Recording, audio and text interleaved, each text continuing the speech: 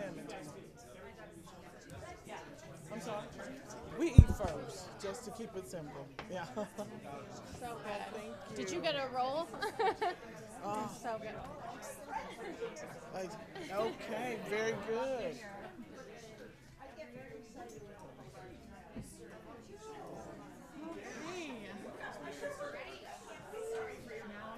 Let the fun begin. Please move something. Oh, we're going to make an announcement. So no one's on Zoom. Also, still haven't got planning study session item. Hold on for a minute. Hey, Nick.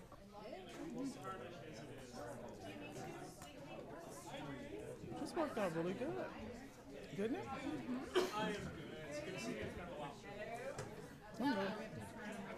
Even a coat rack worked out really good. Lovelies. Hello, hello, hello. It is 6 o'clock, and we have a quick announcement before we get to the fun stuff from IT. Hi, everybody. My name's Lauren. I'm the Channel 8 part-timer. It's wonderful to meet any of you I haven't met already. A couple reminders about your microphones tonight because our setup is a little bit different. We have a limited battery life on these wireless microphones. When they are turned off, they use less power. However, I cannot hear you for recording purposes. So, in order for me to hear you, your microphone must be green. And it must also be in front of your face. It's just a quick reminder. Please keep your microphone about a hand's width, which is going to be about this much in front of your face. That's where I get the best audio from everybody. If your microphone at any point this evening stops lighting up, the battery has died. As I mentioned, these do have a limited battery life, so you are going to have to go to a different wireless microphone. We do apologize for that. Fortunately, these microphones are a little bit older and they've developed a battery memory. I think that's all I have for you this evening. Thank you so much, everybody. I'm going to go run to my little room and hit record. Thank you. Thank you for making us famous. Microphones are part of the chamber upgrades.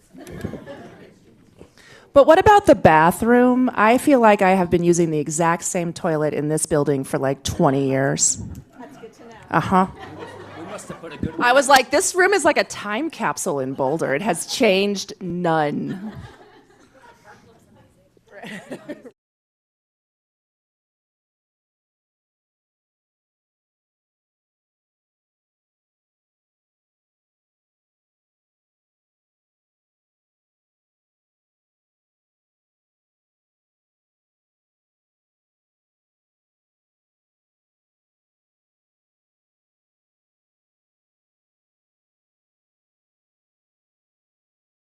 Have lots of fun stuff to do today.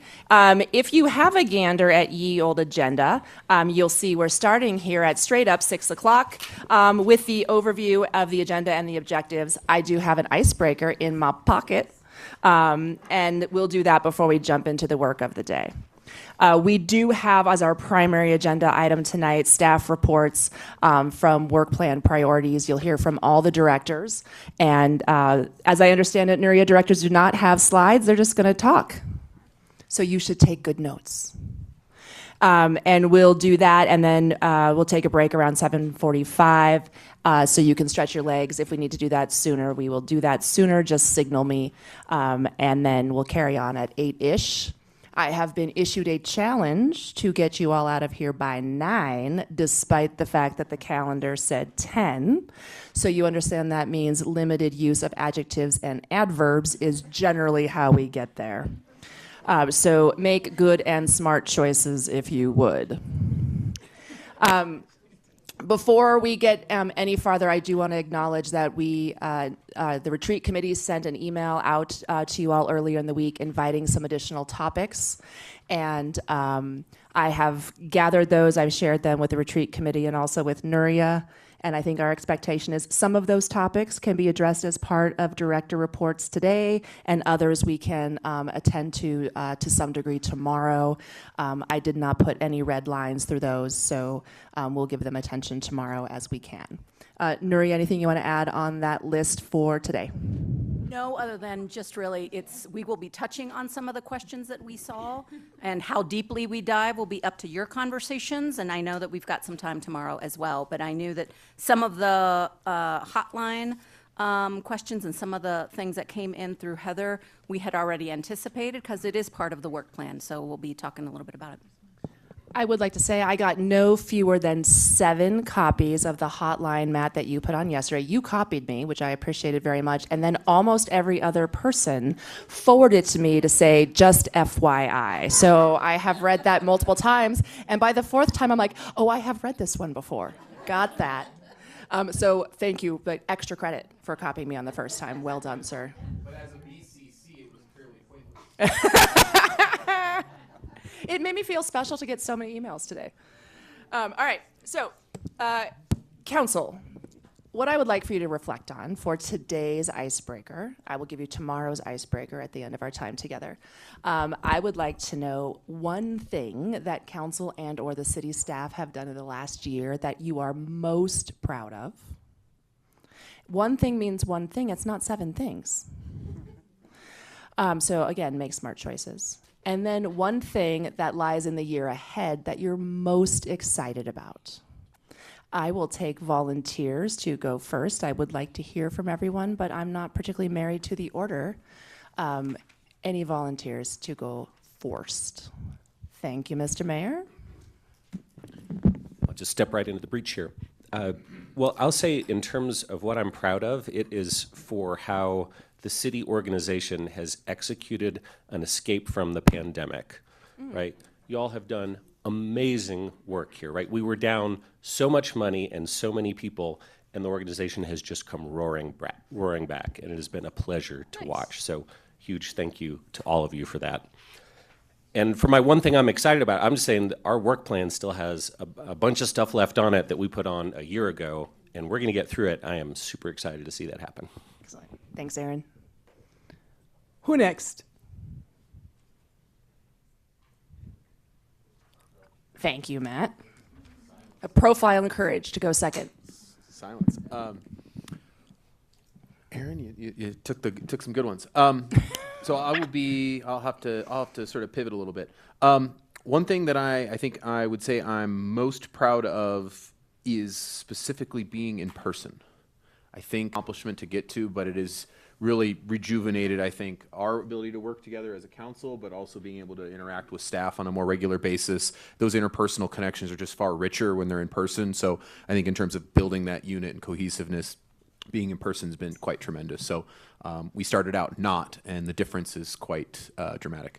Thing I look forward to the most, I'll just have to I have to copy what Aaron said. The backloaded work plan, there's just so much we have going on this year, and I really look forward to getting it accomplished. Right. Thanks, Matt. Bob? I could single out any member of staff here, and that would get me in trouble with all the rest of them. So I'm going to compliment all the staff.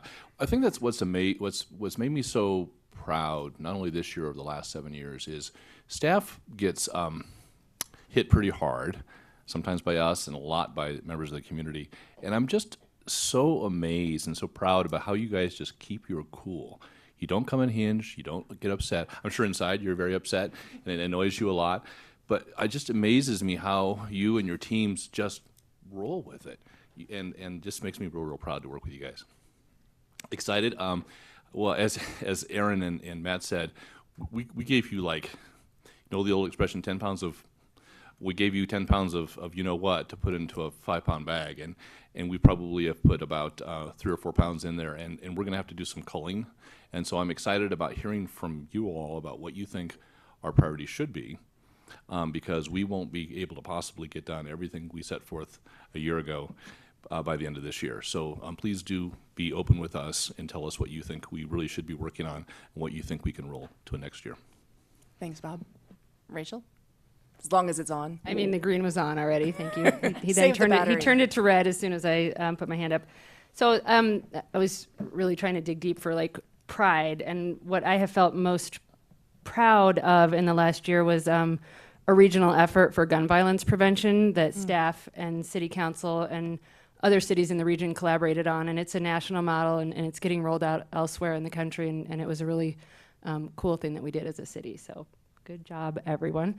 And what I'm most excited about is I think we can, one of the items that Matt and I lifted up in the hotline post is to talk about doing some things differently on homelessness, and I think we can make some changes and kind of get off the wheel of insanity of trying to do the same thing over and over and expecting a different result, and I think we're going to knock it out of the park, so I'm excited for that.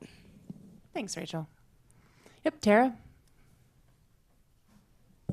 I would say what I'm most proud of is the way the city and all the different departments came together in the aftermath of the fire, and how we have all the different departments working together in all different pockets and solving some of the problems or fixing some of the issues or just making a better way to handle everything. That's what I was most proud of.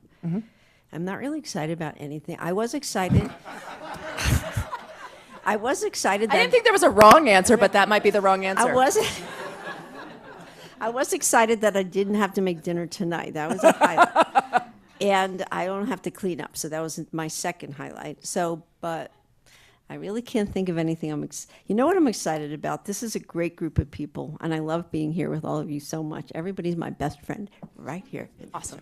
No, seriously, it is a great group. And I'm really excited about tonight. I think we're going to have a good time. Thanks, Tara. Yep. Nicole? Yeah, I think what I am most excited about, the hard part about going toward the end is that everybody's already taken good ones, but really just about the way that you all, especially as directors, have rebuilt your staff over the last year. And nothing that we want to do could have been done without the work that you all have been doing to recruit, to retain, to really think about how to do things differently. And so just since you're all here, thank you. It's a huge effort. And I'm excited to hear what you all have up your sleeves that you are working on and excited about for this next year ahead. Thanks, Nicole. Lauren? I'm most proud of the expertise and knowledge that everyone that brings to the table, going to consortium meetings and all of these other meetings that we go to, and just being able to rely on the excellence of the city organization is so fantastic. And I am excited for doing all of our PNDS work plan items next year. No pressure. Right. Mm-hmm. The joy of a member of council lays in your lap, sir. Yeah. Thanks, Lauren. Yep, go ahead, Ginny. Thank you. I was thinking really hard what I am most proud of. I'm proud of the leadership of our city manager. And I mean, you hear all the great work that, council has mentioned that the staff is doing and the directors are doing. And I think you needed good leadership at the top in order to be able to do that. So I'm grateful for that. And to go in the same line as Lauren, I was thinking of what I am most excited about would be Housing and Human Services is working on a day center, and I know you're working on a lot of different projects as well. So I'm excited to see what comes to fruition. Thank you. Thanks, Ginny. Last but not least, Mark.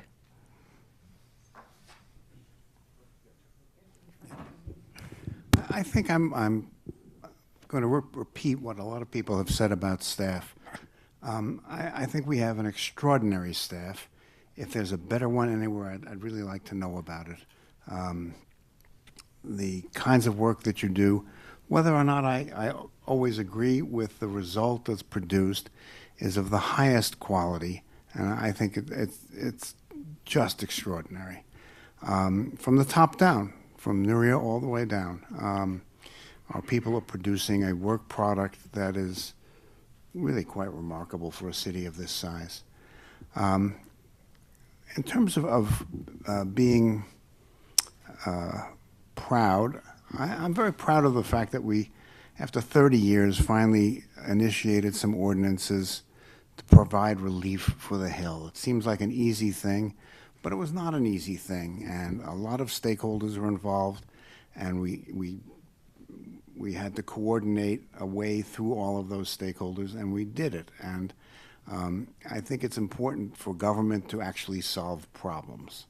And this was a case in which we saw a problem, we analyzed the problem, and hopefully we've solved the problem. And I think that's the root function of government, is to do things that make people's lives better.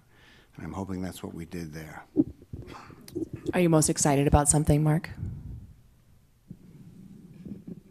Well, I was excited by that. Excellent. Proud and excited. I'll accept it and count it twice. Excellent. Nuria?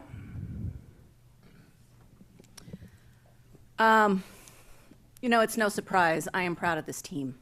The people before you, and you'll hear it today, and I've told them in person, but they are extraordinary. And kudos to the leadership and the camaraderie, and for people who make hard decisions and make that look easy, because I'll tell you that it is hard work, what we do day in and day out.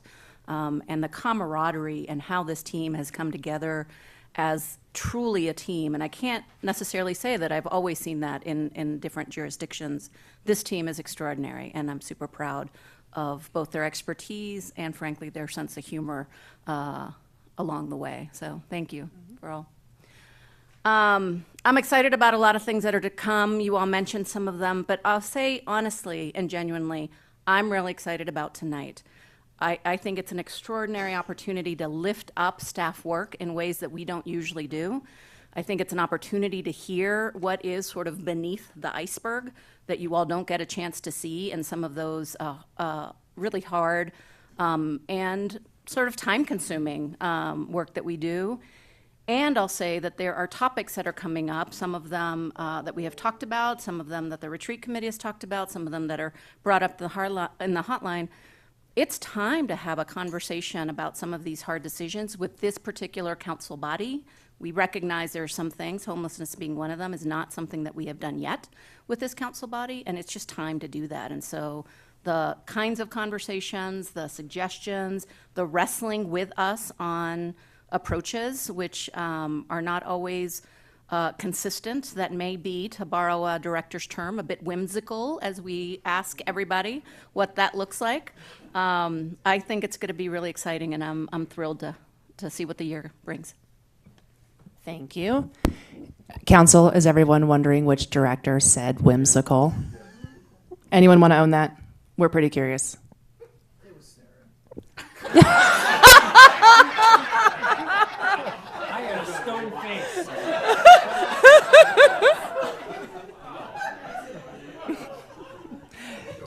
You are a wordsmith of the highest order, my friend. It wasn't you? Oh, it wasn't. Oh, I was like, dang, that was harsh. Really, no one wants to own that one? I didn't come up with it. I just described it as my leadership style. All right, well, we'll find out. The sleuths are upon us. Thank you all for indulging me. Nuria, am I right to understand that all the other people around this table are directors and they can introduce themselves when we get to their reports to council? They sure are, and we have Pam, too, who's our assistant city manager. Chris is not able to join us today, and Judge Cook, who is also with us as we partake. I'm trying to see if I missed somebody. Nope. Okay, fantastic. In that case, love to get to the work of the day. Do you want to tee this up before we get to staff reports? I'm happy to. I don't need to. Mostly we want to, I think there were some instructions about asking you all to sit in your seats and let staff go through this. This is a great opportunity for departments to share it out. We have asked departments, too, to be mindful of their colleagues and really lift high level what they're doing. We actually tried to do this in 3 to 5 items. You can see that many of our priority areas have now landed on 4 and 6 items, but really just a high-level discussion so that we can get through it. And then we're really hoping to then dive deep, and we gave you a little place to write notes if there are particular areas that you want to ask more questions about or dive deeply into.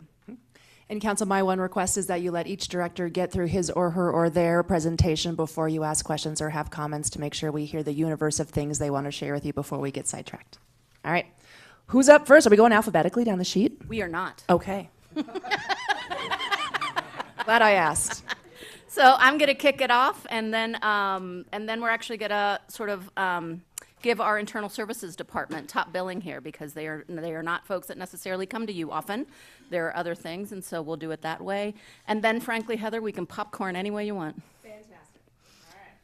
So I'll start from CMO, because not just the title, but we are also a department, and sometimes we forget that as we move through our day. I'm going to leave the first priority area, and they are, as I mentioned, they're not in any particular order. They're all sort of important as we move forward. There's a lot of work beyond this list that is happening, but I'll start with ranked choice voting. Gearing up for that. Elisha and the clerk's team is really all into that as we move forward. We're sort of getting and finalizing the communications and engagement plan, so that's almost done. And frankly, just gearing up for the elections and working with our colleagues at the county. The priority area of police oversight, that shouldn't be new, right? We want to strengthen our police oversight. Unfortunately, we are going out, but we want to make sure that our next independent monitor is the right fit for our city, and so we will be doing that. We want to continue to support the panel. The panel will start. There's training that's happening the first week of March. We have brought in an additional resource to support Amy and the panel as we move forward. Happens to be a former colleague of mine from Austin who was the monitor there, who I have great trust in, and she will be helping to consult and help the panel and support them as they move forward. She'll be here in person at that first orientation, so if you happen to be around and want to meet her, happy to make that introduction. We have, and we hope to launch this in Q3 or Q4, but the great work that Amy and the entire equity team, and kudos to IT, they've made something we've called the Equity Index. It really is a mapping tool that goes by census blocks. It's intended to be used in conjunction with the racial equity instrument, so that when we're making decisions, policy choices, and thinking about the hard questions of who does this policy hurt and who does this policy benefit, we can really take a look at that with data, and we will be publishing that out soon. We hope that we can add in the future layers like cost burden households or some other sort of equity indicators in that, but we want to launch that towards the end of the year, and really excited about that tool for the use of our departments. We have a big focus on small and underserved businesses in the city. We know that there is a need to continue to support them. We are actually, in conjunction with our great team at finance, we are having a position under equity that really is the sort of the strategic partner for underserved business support, while our great team in finance really does the operations and the mechanics of that. We're thinking about whether we need a disparity study so that we can create a race-conscious program for procurement, as city is a large procurer, and so want to do that. And if the disparity study does not come out in that way, I'll say that I bring a little bit of experience to that from my other cities, that we will do a race-neutral program that focuses on small business, because we know the majority of our women and minority-owned businesses are in that small business space, and we'll be able to help that way. So that continues to move forward, and I know Jennifer Pinsino in our office is working to update the economic sustainability strategy, which formally hasn't been updated since 2013.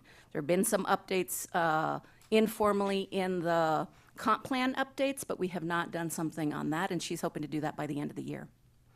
I'd be remiss if I didn't mention that we'll be watching the legislature and working with you all as we move that, so I know Carl's moving on that. But I really wanted to highlight strategic planning, and I think most of you have heard me since I've been here. We've done a lot of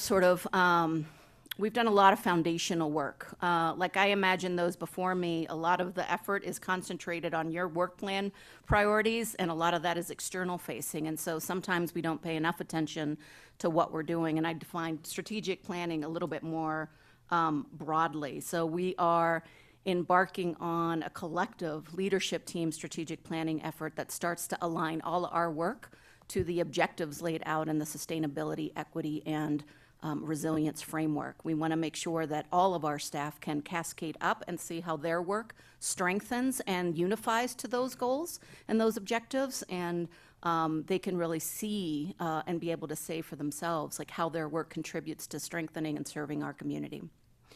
So the other thing I'll say is that also helps us with our recruitment and retention efforts. I've said often that our employees are our best and our best asset as we move forward. We have focused a lot of the attention on recruitment and retention. We will continue to do that. And as we do that, we've got, as a collective leadership team, some priorities this year. We're going to be working a lot and discussing about workplace safety. That has been a topic that has come up, not just physical safety, but also psychological safety as they're doing their work. It's a lot of hard work, and it is hard to sometimes engage and feel that their work is either contributing or advancing our city goals, and we want to make sure that we're nodding in that direction, and we'll be working on that as we move forward. And then the other thing that I want to highlight, and that's one of the reasons we want to give some space to our internal services department, is that we have been looking a lot at inefficiencies in our system, and so we are looking to centralize our internal services. We don't need 3 IT departments. We don't need 8 HR departments. We need more consistency across the board, and we want to make sure that particularly those operating departments whose expertise is in other areas, that they actually get to do their jobs versus having to replicate some of the things that we're doing in our internal services, and that has been really great. So excited to think about that, and if it's all right with you, I'll stop there and send it over to our first internal services, if that's how you'd like to proceed. Do you want to hear from internal services and then take all the questions? Okay, cool. Go ahead. So then I'll go to Sarah.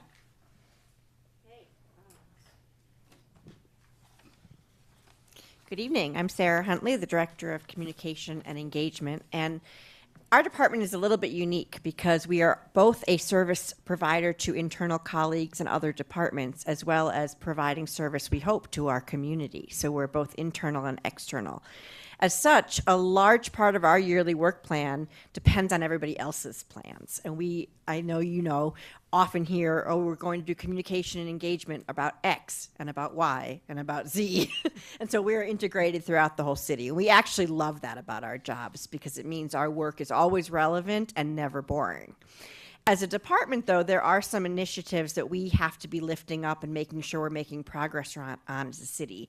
And I actually have 7. But I'm going to go really quick. Okay. So the first one is we'll be partnering with risk management and IT to make sure that our website, any other digital platforms we use, and video are in compliance with new state accessibility standards that are going to come into effect in the middle of 2024. We did some great work on this when we updated our website recently, but there are still some gaps, and we'll be working over the next year to address those so that everybody can access information regardless of whether they have need a screen reader or captions or some other kind of assisted device. The second thing we're going to be doing is dusting off our practice pre-COVID of doing a community-wide survey every 2 years. We will partner with a company that will do this in a randomized way so that we can try to get a good sense of, representative sense of our community on some of the key issues. So we are scoping that work right now. We did not do it during COVID because the advice we got from people who are in the survey business is that we were in such a unique moment of time that trying to compare that data point to previous year's data points would be very challenging. But we think we have stabilized enough to return to that initiative. The next thing, which we mentioned not too long ago, actually, in the context of the fire update you received, we are going to be updating our social media strategy. It's been a number of years since we've done this, and the social media world has changed considerably. We know that our community has come to rely upon this as a really important tool in our toolkit. We want to make sure that we're learning from all the lessons of the last several years, that we're understanding the new expectations, looking at new platforms, reevaluating platforms we're currently using. So that will be happening in 2023. Another one is just generally what I would call our equity work. So for each and every member of my team, one of the core purposes that motivates them is the concept of being inclusive and accessible to all. And so this is really integrated into almost all the decision making and work we do, but there are 3 specific areas that we'll be focusing on with this, which is implementing our language access plan. I think you've seen us try and become more bilingual, and we'd like to become multilingual for critical areas and then eventually ramp up so that we are providing that level of service to all languages that need it. We'll be conducting a JEDI, which is Justice, Equity, Diversity, and Inclusion evaluation of our department's practices, policies, norms, and budget decisions. And we'll be continuing to evolve the Community Connectors model, which we've learned so much about in the last several years. The next area is neighborhood grants and community building. We are coming back to a neighborhood services program that's kind of been on hiatus given COVID, and we're super excited to build capacity and a sense of place and belonging in Boulder's neighborhoods. We also will be returning the What's Up Boulder event. Some of you may recall we did that for 3 years in a row before COVID. It's a coordinated, family-friendly information and engagement fair, essentially. And in previous years, we've drawn as many as 600 community members to it. So we'll be doing that in September. We're going to do it outside this year. So I'm actually hoping that we will get even more sort of organic traffic of people coming by the park and engaging.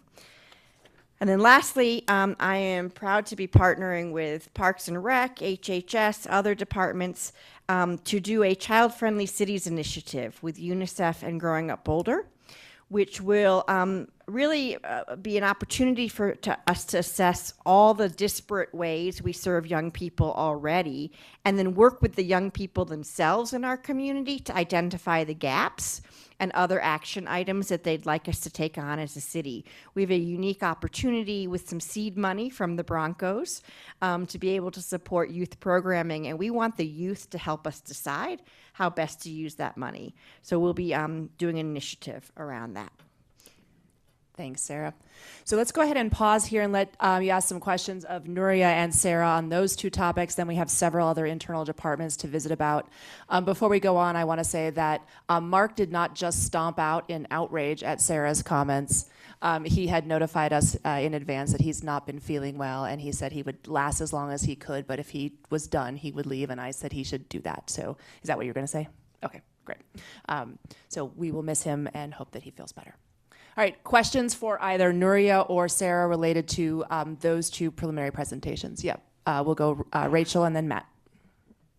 Thanks for those presentations, and Mark, if you're already watching, feel better. I wanted to say on Nuria's, I'm super excited about the equity index. That sounds like a really great addition. And my question is, under your priority area for strengthened police oversight, you've got revise the ordinance. Does that need to be added by city council to the work plan, or is that like on your to-do list and it's in We flight? believe it is firmly in our to-do list. We are doing that. We are actually already talking with the panel, and we will be asking our consultant as well to give us some advice, as well as working with city attorney's office. So, awesome, and we'll get updates at some point before opportunities to weigh in on Absolutely. changes. Okay, thanks. That's all my questions. Rachel strikes again and takes where I was headed. So I just to clarify, given that it's sort of regarding the POP, now that we are back in the hiring of the police monitor, I know that our original sort of guidance was, can we couple our revisions to the ordinance as sort of action with the new monitor? But I presume, are we not holding up on that and not waiting anymore and sort of still steam ahead on a similar time trajectory, or has that been sort of pushed out in a timing aspect independent of the rehiring and putting it back out there? we are moving forward so that we didn't want to delay that work. We wanted to move that forward very quickly. And frankly, one of the benefits of having a consultant that has been a monitor for several years will enable us to do that and support the panel in asking those questions as we move forward. So we didn't feel like we needed to wait. Council, any other questions for Nuria or Sarah on engagement? Okay. Hey, Sarah, do you want to talk to us a little bit about IT? So whimsical. Yes, so Jennifer Douglas, the IT director, is ill tonight. So she asked me to present the 3 items that her team has prioritized. Some of them actually tend to touch on communications and engagement as well. So I think it's a good synergy. So the first one is to replace all of the audio and technical equipment that's in this room. I think we've all noticed that there's some pain points. And frankly, the things we want the system to be able to do has changed so dramatically over the last few years. And so we are partnering. We are currently in an RFP process and evaluating potential vendors to help us get there. But we hope to have a brand spanking new facility, at least in terms of the equipment and the audio. The second piece is something that you were briefed on just fairly recently. We are going to be working on the constituent relationship management systems that we have in place as a city. IT will be taking the lead on this, but really we're going to be trying to implement a new system as well as the business processes that always have to come with any kind of technology to address known challenges across a number of tools, including our Inquire Boulder ticketing system where people can put in requests for service on specific things, council email and correspondence in general, council hotline, and then the integration of these tools with various operational systems that different departments have, asset management tools, work planning tools, to make sure that we have an integrated approach to addressing feedback from our community. The last piece, which you also were briefed on very recently, that Jen Douglas asked me to share with you tonight, is Community Broadband Phase 2. So with the impending completion of the city's 60-plus mile fiber backbone, we're going to have to decide how the city will leverage this new asset to deliver high-speed fiber-based broadband to homes and businesses. So we're going to be doing some additional analysis based on the feedback that you all gave to the IT leadership team and staff just a few meetings ago, and trying to lean into two potential approaches, one of either a public-private partnership or a fully funded, city-funded and or operated ISP. So we'll be doing a lot of robust research and financial modeling for both approaches, and IT will be bringing that information back to the council. Any questions? Yep. Aaron? Sarah, you may not know the answer to this since you're subbing here, but do you know, are we looking at service levels for email responses as part of the CRM overall, like for Inquire Boulder, just constituent responses? Because I don't think we have standards currently. We do actually have some standards that are in place, but it's a decentralized system, so that often makes it difficult to have that kind of consistency. Whenever we implement any kind of new technology, we always want to step back and look at what are the processes that support it and support the community expectations that come with it. So I would imagine that would be part of our discussion. Great. I just put in a request to maybe do a little collaboration with council as you move forward with those, because I think we might have some input. Okay, Thanks so terrific. much. Yep. Bob?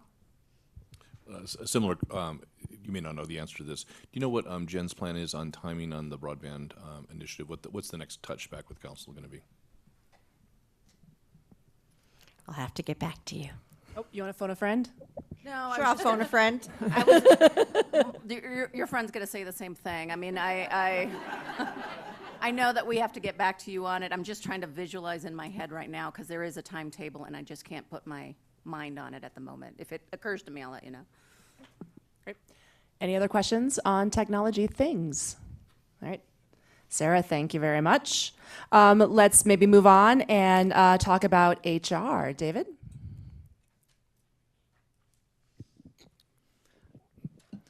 Good evening. Thank you for the opportunity to visit about human resources this evening. I'm David Bell, Chief Human Resources Officer. I joined the organization in July, so I've had about a half a year to really begin the assessment of the human resources product that we're delivering to all of our supports, all of our partners. And in that time, I've also learned the majority of the human resources team has been here for around the 24-month mark, which means we're very much focused on recalibrating and rebuilding our foundation. Our team is focused in two main areas, trying to calibrate our work back into two primary buckets. One of them, of course, would be employee supports or employee growth over time, and the other would be leader effectiveness. And that's really what you see as the theme through these 5 priorities that we've shared here tonight.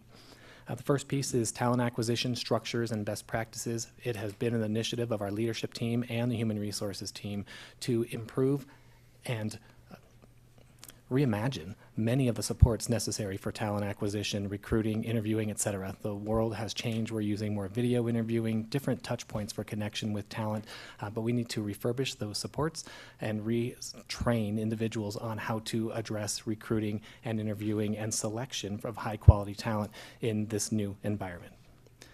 Our next piece is around employee relations support, and in the vein of leader effectiveness, we're really looking at the tools that are available to give consistent application or interpretation of our collective bargaining agreements, our processes, our practices, and other employee supports. Those are tools that are, in some ways, left out in the open for individuals to make their own interpretation and apply in their departments. And we really need some consistency and understanding so we can have the customization and practice where appropriate in our departments.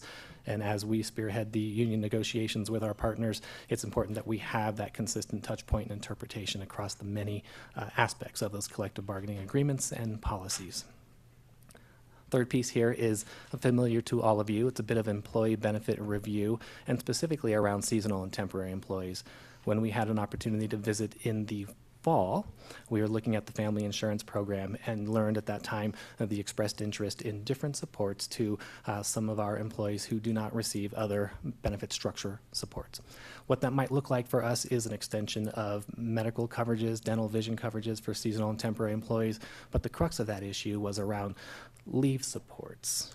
Sick leave, disability leave, care of self, care of family. So we're looking at multiple options that could be specific to temporary and seasonal employees, or that cover the full spectrum of employees. However, we have a web of benefit programs and leave programs that we need to dissect in order to rebuild in a way that supports more broadly all of our employees. So you'll hear more about that, as promised, in the month of May, as we visit again with you about the family program and other benefit changes. The fourth item on this list is business partner supports. Business partners are our consulting arm of human resources, and while it's a small team, they have direct interaction with all of the directors and managers in each of our departments. So what we look for there is reaffirming the direct contact points that are appropriate for that consultation, navigation, and empowerment of leaders to move into that leader effectiveness space. What we would like to see over time is the tools that we might build in regards to interpretation of policy and a collective bargaining agreement become an empowered place for managers to make the quicker and most efficient decisions that support our employees. And a major initiative there is to kind of move out some of the pieces that have been extraneous or custom support until we have the foundation rebuilt for that navigation, consulting, and empowerment space for human resources. And last piece here, learning and development.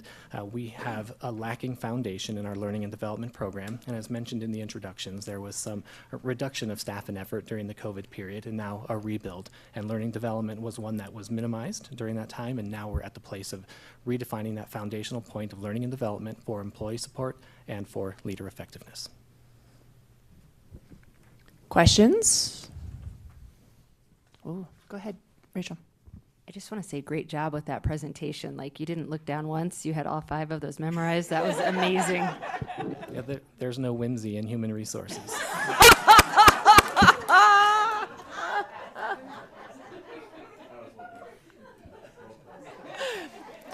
Also, no pressure other directors who have been writing copious notes about their own remarks. Truly no pressure. Like, I look down all the time. That was just, I was sitting right across and it was amazing. Mm-hmm. The bar has been raised. That's right. His mirror knows all the things about what human resources is doing right now. All right, no questions. We'll carry on. Okay. Thank you. Cara Skinner, Chief Financial Officer. Good to see you all tonight. I have notes. And I am going to cheat a little. So I put 4 areas, but really the first area encompasses many items on our work plan, but I wanted to sort of package them together because it's really work that we see as priorities to really put us in the position to be able to work on a long-term financial strategy or financial plan. And that work, frankly, was prioritized when the Financial Strategy Committee was formed, I think 3 years ago, right pre-pandemic. And it really just got sidelined because we had to deal with the pandemic. But we're really positioning ourselves back to do that work, and we're anxious to do it. We know the Financial Strategy Committee is anxious to do it. But we think that we've taken good steps to be able to get back to that work. So we built back capacity of the budget team. We developed a 3-year Budgeting for Resilience implementation plan, and we executed year 1, which you all know was implementing OpenGov, which is the budgeting tool and a transparency tool. And then we really reoriented our decision-making and our discussions around key policy issues and key funding issues. And then we're now going to be going into year 2 of Budgeting for Resilience, which is really a focus on outcomes, and with those outcomes, focusing on data gathering, and then eventually building key performance indicators. We're also really heightening our community engagement. We're going to be partnering with Sarah and her team, and as well as the Office of Equity and our community connectors to really enhance our community engagement through the budget process. But budgeting for resilience is only a piece of that foundation to be able to really get into the long term. We're also looking at 2 of our internal service funds, looking at how they're structured, how they're funded, and really trying to improve efficiency and transparency there. We are reviewing all of our dedicated funds and what really are the restrictions on the uses for the dedicated funds. We also will be leading discussions and presenting some options with respect to 2 specific general fund funding issues this year. The monies that will become available because of the formation of the library district. And then we also intend to bring some options with regard to the expiring 0.15 sales tax. That's not expiring until the end of 2024, but we think we should open that discussion this year. That increment of tax right now is currently undedicated and frankly programmed for ongoing uses. And we would recommend that that also, if it were approved by voters, remain undedicated. And that's really in line with the Blue Ribbon Commission recommendations. So all of that work we think is really foundational to then positioning us to be able to do that long-term financial strategy work. So we're excited to get there. I also just wanted to highlight that the team really does support many of the projects that you're going to hear tonight. So as those projects evolve, those projects and the funding needs that result from them will become also part of that long-term financial strategy work. So our team's, keenly working with many people around this table. The next thing that I wanted to highlight is something that's more sort of back office, but we are going to be partnering with IT and frankly people across the organization as well to replace our financial ERP system. So we will be beginning the work to implement Workday for our financials, moving away from our current solution, which is Munis, which is a local government solution. And that work is huge. It's going to be huge on top of, the work that the team and the department needs to do just to do daily operations and such. So we're going to begin with looking at our chart of accounts and see if there are changes that we can make there that will be beneficial to the organization in terms of how they can see and track costs for both financial reporting, grant reporting, operational needs, as well as just frankly communication and transparency to the community. So that's a big project that we're starting this year. Third that I wanted to highlight is we're going to be also partnering with Office of Equity and Climate Initiatives Department on purchasing. I think Nuria brought this up on hers, but we want to help them with the partner on the Underserved Business Program, and then also with Climate Initiatives, exploring how we can incorporate environmental, social, and governance framework into our purchasing policy and practices. So we're excited to move forward on that work in 2023. And then last, I wanted to highlight the work we're going to begin with regard to our building a citywide ADA transition plan. We have hired an ADA coordinator, so we're centralizing that function and going to provide some central support across the organization with regard to our ADA work that we do. But then also just the first thing that person's going to do is sort of do a current state assessment. We do have ADA transition plans in various different departments, but just seeing what those are and then coming up with a citywide ADA transition plan. So we're excited about that work. Council, Mayor, any questions for Cara? All right. Hi, Joanna. Sorry, I'm not that tall. Hi, I'm Joanna Crean. I'm the Director of Facilities and Fleet and one of the Internal Services departments. As Nuria and David both mentioned, recruiting is a big focus, and specifically, we have a critical focus on trade positions. For facilities and fleet, this is a big deal, but also in transportation maintenance, utilities maintenance, parks and rec, we are all challenged with filling positions. The trend over the last 10, 15 years has been for our trades, not city, but nationwide, for 5 that retire, only 2 come in. And after, as you can imagine, over time, it's compounding, and now we're at a real critical point. The other part of that is during COVID, the data suggests and demonstrates that an age range from 20 to about 40 age, 44, 45 of men are not entering the workforce. That is where we have a predominant number of folks coming with the trade. So you can see the compounding factor. We are struggling mightily to recruit, to even get folks to apply, and then to actually get them in the door. We are seeing this play out, unfortunately, specifically on our maintenance side, in both facilities, but even more acutely in fleet. So we normally have 8 mechanics, we have 5. Certainly folks around the table can tell you about the trials and tribulations, fire most recently, with trying to get our vehicles out the door to be repaired and used. So this is a big area that we're going to be focusing on, obviously in partnership with David in HR and others, trying to figure out just not only the immediate but longer term, what can we do? Our other big area is developing financial strategy, like Cara was talking about, specifically around implementing our facilities master plan. So you all were a part of our first master plan actually being accepted, which was exciting. And now we're tackling the challenge of how do we finance that?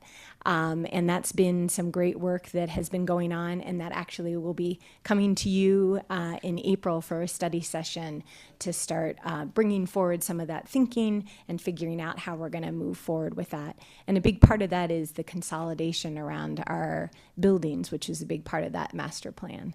So that's a big one that's coming soon. Our other big area that we're focusing on is developing fleet electrification implementation plan. All of you on council and the community have had great discussions and put forth exciting climate initiatives, climate goals, as well as a council resolution that focused on our fleet electrification, specifically making a commitment to electrify our fleet, the city's fleet, by 2030. We have been working towards that, certainly on the vehicle component, although unfortunately Ford had a fire in Detroit and shut down their plant for sending our way and other communities' ways electric vehicles. That aside, our challenge has been on the infrastructure component. We have taken opportunities to get grants. So we have some popcorn style where we have some charging infrastructure, but not a really robust plan, nor the funding to support that. And so that's an area that we are desperately trying to focus on and will be with climate initiatives, with central finance and others trying to pull together a strategy so that we actually not only get our vehicles that are electric, but then also can operate them by having them charged. And then a fourth area that we're focusing on is managing our large construction projects. So you all are familiar, hospital going down, Alpine Balsam work that's happening, as well as construction of our Fire Station 3, the North Boulder Library, also some major renovations, deep retrofit at the rec centers. So with the East Boulder Rec Center, also some significant repairs at the South Boulder Rec Center. So these are our large construction projects that we were working on, obviously in close partnership with many others. And then our last one is really centralization, as Nuria mentioned, around internal services. So trying to figure out how we can be more efficient around facilities and fleet. That's it.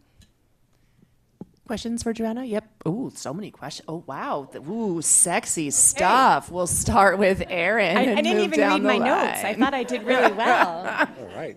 Well, thanks for all that. It's all kinds of exciting stuff. But I wanted to drill in on the fleet electrification things. I'm really excited that y'all are working on that.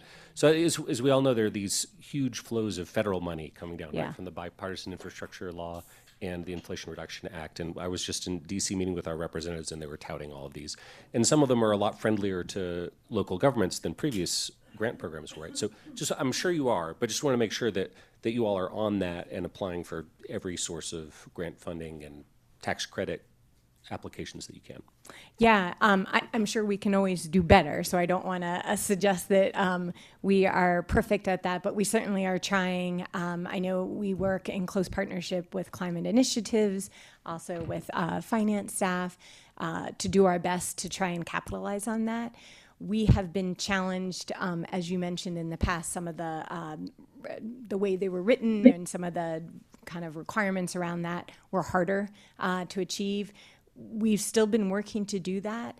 However, to be honest, we've also found that it hasn't gotten us quite the direction we want to be. And honestly, in some ways, it's great that we've been so far ahead. In other ways, that's been challenging too. So we've learned a lot with actually some of the grants that we've had in place already with some of our charging instructor. The maintenance isn't there to support it. Unfortunately, some of the contracts that have been following that have been difficult to work within. So a lot of learning, and also, frankly, probably we're probably at a point where we might need to actually approach it without grants to get some of the fast charging infrastructure, because to be honest, we have some vehicles now that folks are having to come in at 3 a.m. to charge over at Whole Foods at 29th Street. Yes, grants are wonderful. It also is a very long, lengthy process, and we've already been challenged by that just for where we are today. So it's a bit of both.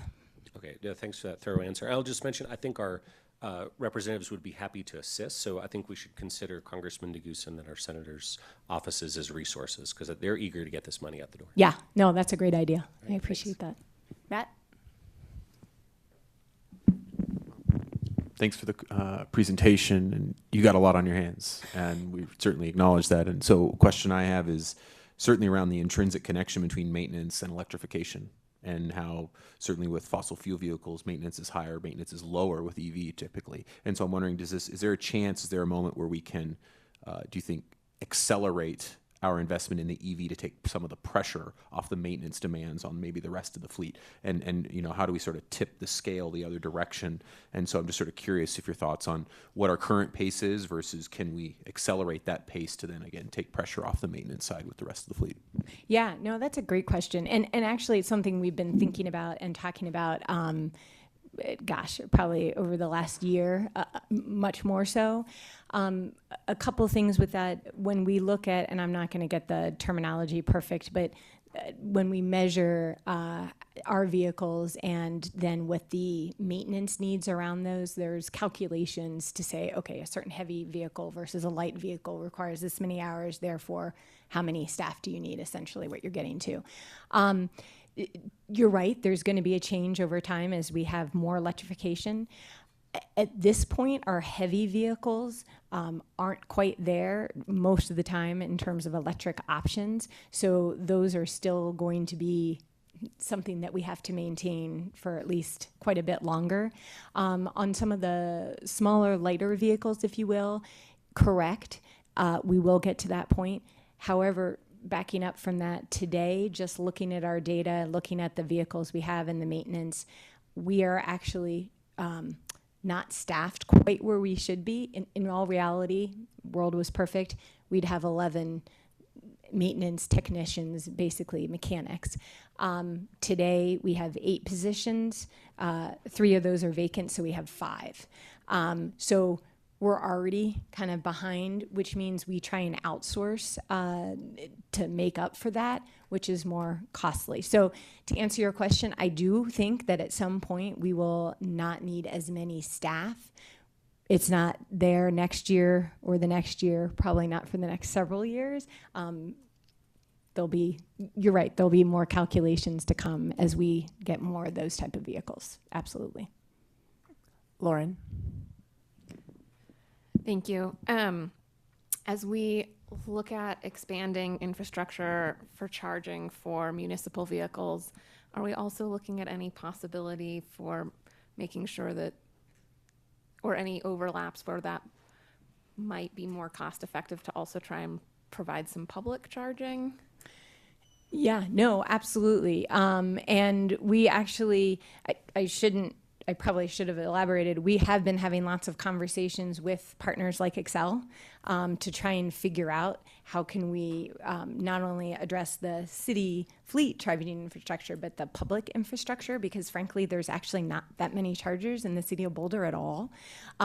So we've been having lots of conversations, honestly, with Excel around that issue.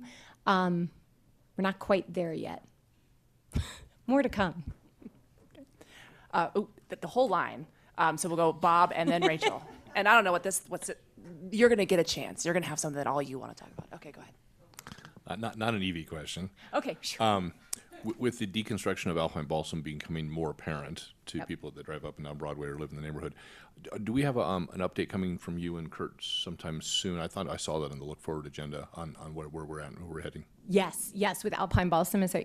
April 27th, we have a study session, and we would be talking not only the financial component, but Alpine Balsam, the whole site. It always amazes me when staff can just pull out the dates like that. Yeah, that'll be April 27th. We're 4th on your agenda. That was amazing. Go ahead, Rachel. Right, you should test us, like, who even knows what today is? I feel a little silly, like, looking right at you with his microphones between us. But my question is on the staff shortages and trades, and I didn't know how you define trades, but wanted to know if, like, is that a position like with policing where Maris has created, is looking to create an academy, like a path to filling those jobs? Are you looking, is that necessary? Do people need already the certifications to work in the trades, or can we provide that? Are we, and that might be also for Nuria, like, are we doing that just citywide? Yeah, no, that's great. And actually, folks in on David's team, we've been chatting about what is the pipeline? How do we set that up? Are we out, frankly, talking to high schools about what their options are after high school? What's the path that they could take? To be honest, I think some of what has complicated those conversations were already starting to percolate with COVID. What's fascinating to me in the literature I've read is then there's a lot of folks that they don't want to have to be in person. And so all of a sudden you're layering in another component of folks feeling that, well, maybe my option is to take some other type of job where I don't have to be in all the time. And frankly, the jobs we're talking about, you very much have to be there with your hands doing the work.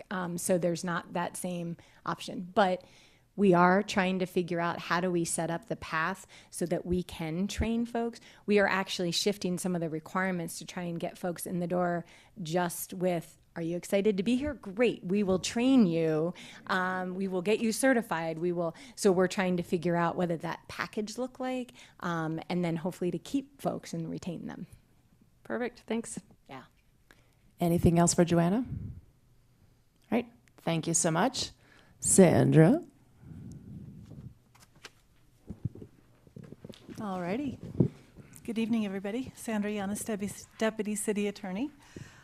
So, as you can imagine, the legal work crosses all of these departments, and we literally touch almost every piece of work. It's really staggering to me to think about because we are an office of 22 people. There's 15 attorneys and 7 support folks, and it's just incredible to me how we can do all the work. There's so much day-to-day work, I think, that needs to be recognized. We have litigation, we have hundreds and hundreds of contracts, and we help create policies. And then, of course, there's all the ad hoc work that just comes up, randomly that wasn't planned on, and I think we do an incredible job responding to those requests and are happy to support all of our departments in various ways. I've been asked to lift up a couple of items that we've been working on or that we will be working on. The first I'll talk about is the library district. So there's been a lot of work already done in that area, which is really wonderful. The selection committee is moving forward with creating applications for the library trustee positions. The goal, I believe, is to post it by March 3rd, receive responses by the 24th, and hopefully conduct interviews by the end of April. So council and the county will have the opportunity to ratify by a 2/3 vote the selected candidates for the Library District Board of Trustees. And then once the board is seated, the board, the county, and the city can begin the work of negotiating the IGA and creating the bylaws. And that's another area where our office will be heavily involved, and we look forward to that work. Next, I'd like to talk about some of the land use matters that we'll be working on, and I don't want to steal Brad's thunder, so I'm not going to go into detail. No. More than enough thunder to go around. Yeah. It is quite remarkable how much work has evolved in this area. We have one land use attorney, and she's incredible, and many of you know her, Hella Panaweg. But we've had to hire another attorney because there is so much work. And as I mentioned, there's a huge list, but I'll just highlight a couple of them. The accessory dwelling unit updates. So we'll be considering, or you'll be considering an ordinance to remove saturation limits for ADUs within a certain radius to allow for attached or detached ADUs. Zoning for affordable housing. So considering an ordinance to increase affordable housing by revising density calculations, reducing parking restrictions, and looking at other zoning ordinance amendments that could better incentivize smaller, more affordable housing. There's the occupancy approach and forming a comparative analysis from other communities, developing a model occupancy approach, and soliciting community input for ordinance revisions. There's also the work related to Boulder Junction Phase 2. So there's quite a bit of work related to that. Plan amendment adoption, preparing the Boulder Valley Comp Plan, land use plan amendments, regulatory updates, just a whole slew of things, including some district work as well. We'll be looking at the current Boulder Junction district formation and seeing if there can be some improvements made on that. And then the East Boulder Subcommunity Plan, so implementation phase of the plan, including regulatory changes and potentially changes to the zoning map and preparation of a form-based code for some areas of change. Lastly, I'll mention the Energy Conservation Code. So considering updates to the City of Boulder Energy Conservation Code. It's not on the council work plan, but it is on Planning and Development Services work plan. The city generally adopts international code council codes for its building codes with local amendments. About every 6 years, the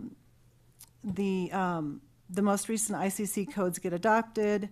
The Energy Conservation Code is part of these codes and addresses the energy efficiency requirements of new buildings, remodels, and additions.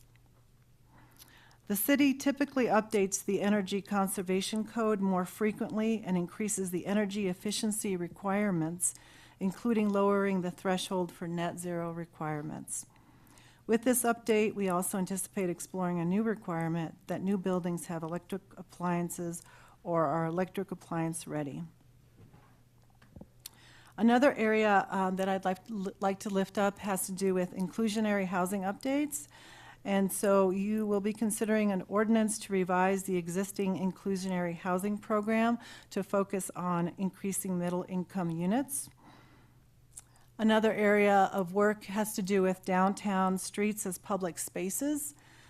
So we'll be analyzing downtown streets and consideration of full closure of certain streets. And there's definitely potential for ordinance work there. We are always involved in ballot initiatives and charter amendments. We take a lead with the city clerk's office on that. And, you know, I'm only aware of one potential initiative being brought forward, but it's in a very initial phase. I'm sure there will be more. It's really early in the process, and so we'll be doing a lot of that work in the third quarter. And then, as Nuria has mentioned, we're working related to changes for the police oversight panel ordinance and making improvements to that, to transparency. And let's see, I think that is it. Yes. I love that you said, I think that's it.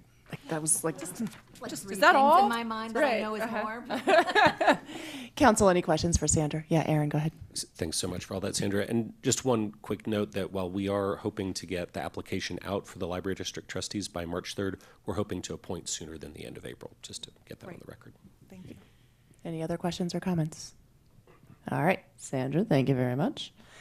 Pam, can I come to you next to kick us off as the interim administrator of the courts, and then you can hand it off to the judge when you're ready?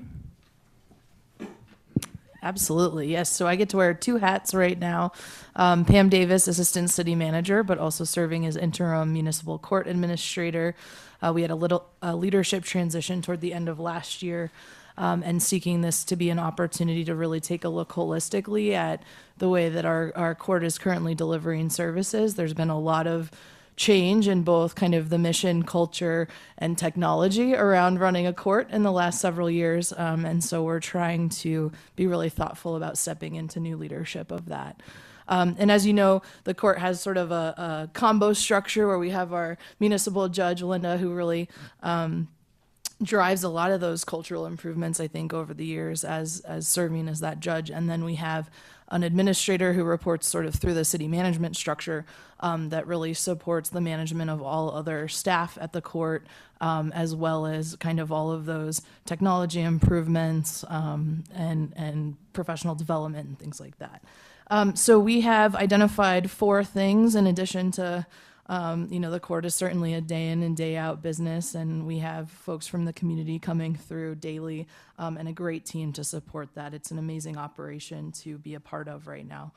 So our first priority really is around this department structure, leadership transition, and filling vacancies. So in addition to identifying the role and hiring a new court administrator, we also are grateful that you all authorized in the budget an additional position for the municipal court to support our community court program long term. And so we will be hoping to fill both of those positions in the first 2 quarters of this year. We, with that, are doing some internal assessment of the overall structure of the court. We sort of have a bifurcated departmental structure, kind of the violations bureau and the probation office. Now we'll sort of have a 3-pronged system that includes community court as kind of a standout division of the court. So we're working through those changes, and Human Resources has been a great partner in that. Our second main priority is, of course, continuing to enhance that community court program that has been successful. We have a current grant from the Department of Justice that really helped with the startup of that program and learning from colleagues around the country who have been engaged in this sort of work. With that, this year is kind of the home stretch of that grant cycle, and then transitioning that program to be a full-fledged in-house program moving forward. And so we'll have some great work there. With that, certainly the City Attorney's Office and Housing and Human Services and other partners in the community have played a significant role in really supporting the development of that and alternative pathways to get folks where they need to be in our community. Our third priority, this is, I think, somewhat overdue, but as the programs have begun to be enhanced within the municipal court, we really want to partner with our communications department, and Sarah's team has dedicated some resources to us this year to really reimagine how the court interacts with our community proactively. Certainly with the community court program and other recent events, we've started to get a lot more kind of one-off requests for information and how do things work, and so we are putting some thought around a full-fledged strategic communications plan for the court. So how do we go out proactively and have kind of that road show to educate interested parties on not just community court, but all the different facets of our municipal court, the difference between municipal violations and other levels of the criminal justice system. We've had thoughts about demystifying what it's like to appear in the municipal court so that when you want to contest a ticket or engage with a judge or the city attorney's office, like understanding what that's like, so it's not this big, scary, mysterious thing that has a punitive kind of connotation to it. And then finally, as has recently come up on a couple topics with you all, enhancing the data capabilities of the court is really important. So we have actually 3 in-flight technology improvement projects going on right now. One is around a records management system for our community court clients so that we have kind of a one-stop shop where we can share data and information with partners about folks that we regularly interact with. And then we have both our systems around it's the parking ticketing system, right? And then there's an interface with the PD ticketing system as well, bringing those up to speed. With that, outside of those projects, we've heard loud and clear requests for better demographic breakdown of information as it relates to folks going through the court process. And so we're currently kind of looking at Band-Aids and toothpicks to try to figure out how to get some more information, but we hope to evolve beyond that with our IT partners and our Housing and Human Services partners so that we have better on-demand information for you all. That's it. That's a wrap. Linda, you want anything? She did such a great job. I don't need to add anything, but I'm here for questions. Excellent. Any questions for Pam or Linda? All right. Thank you very much. Oh, sorry, Nicole, I didn't see it. Go ahead. I'm just curious to hear, Linda, just since we didn't get to hear from you, what are you most excited about? What am I most excited about? So 2 things I'm really excited about. I am looking forward. I'm very excited about the fact that we're re-examining sort of the structure of our department and whether it makes sense, given we haven't really looked at that for at least 8 years when our most recent court administrator came on board. And so I think being able to do that with the assistance of somebody who's looking at it through the city manager's office lens, which brings a different perspective, I think has really been exciting. What was the second? Second is data, and I know I get excited about data, and so having being able to implement this new system, which will be shared with certain internal partners, but more importantly with some of our external partners that also provide homeless services, so that we'll be able to share information about the holistic work that's being done for individuals is really exciting. Excellent. Okay. Anything else? Thanks for that question, Nicole. That was great. Thanks.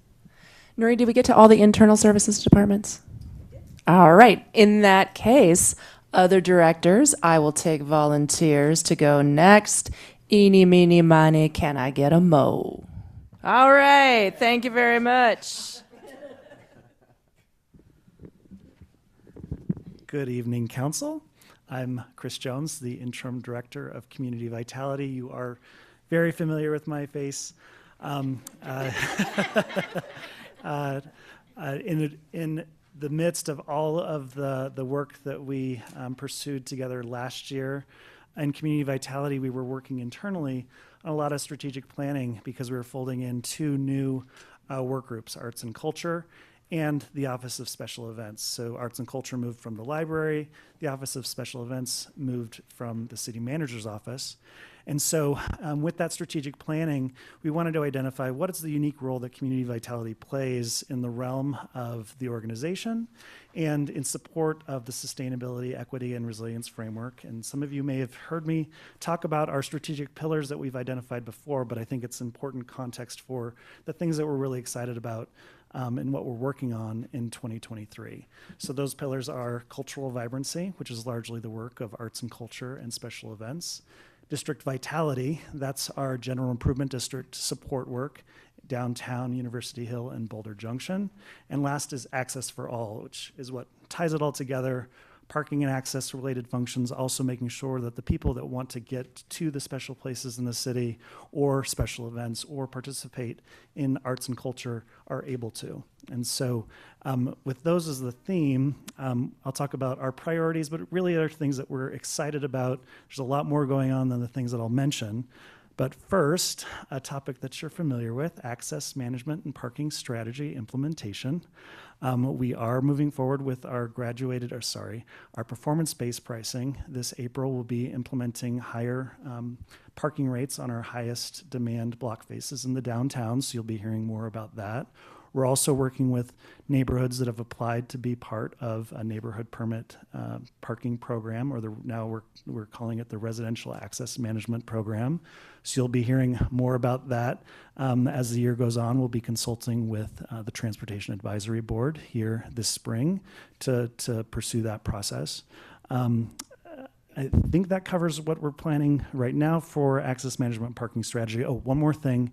We're working with Transportation and Mobility on camp evaluation, which is part of RAMP, so that we'll need to update some ordinances to make sure that the camp program can continue into 2024 and beyond. You just want to explain the acronym. Sorry.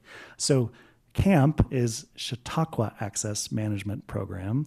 RAMP is Residential Access Management Program. Maybe there's a fourth pillar there. I love acronyms and alliteration, so anyhow.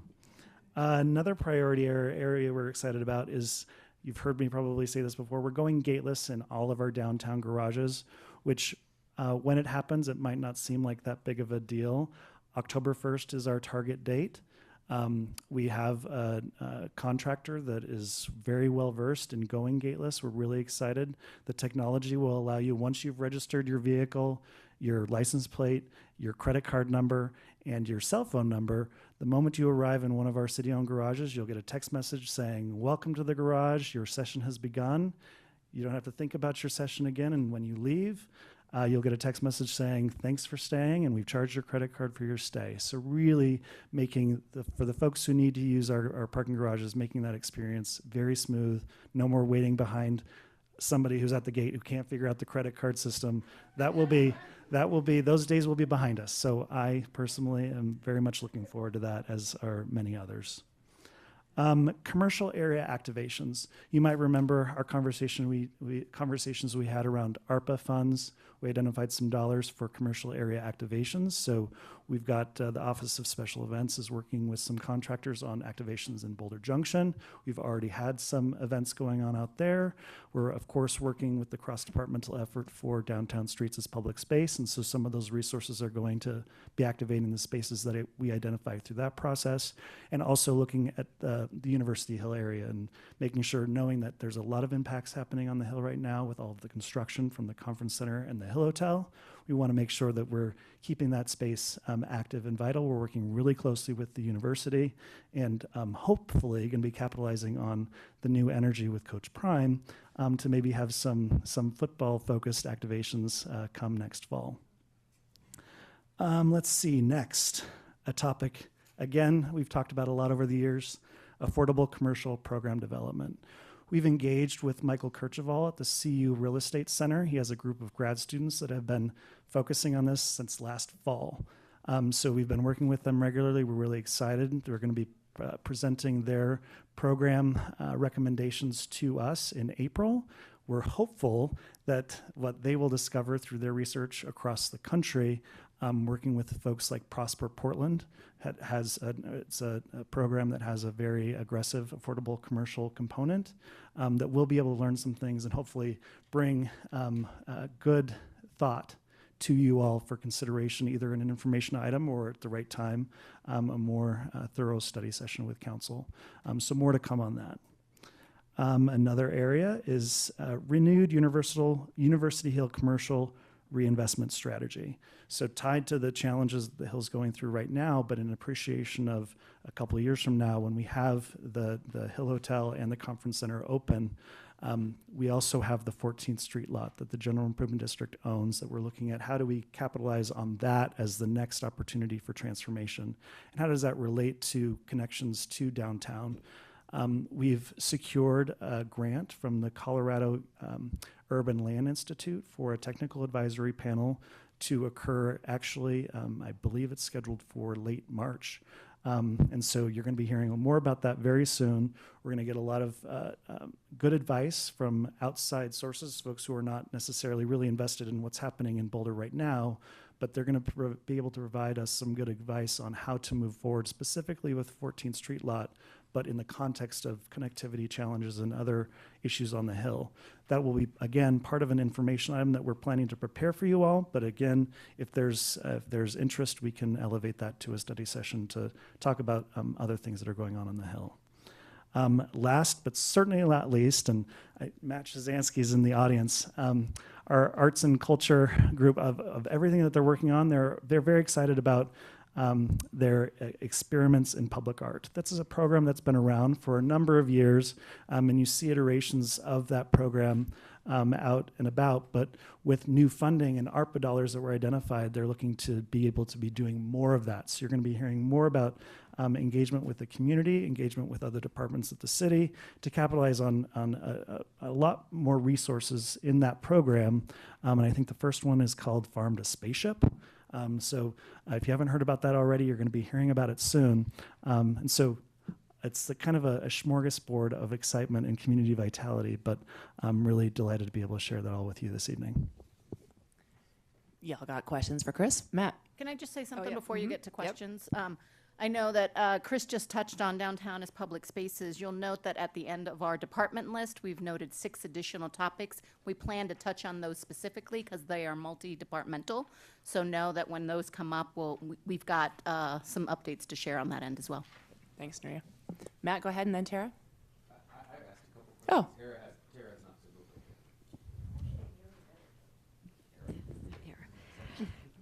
go for it.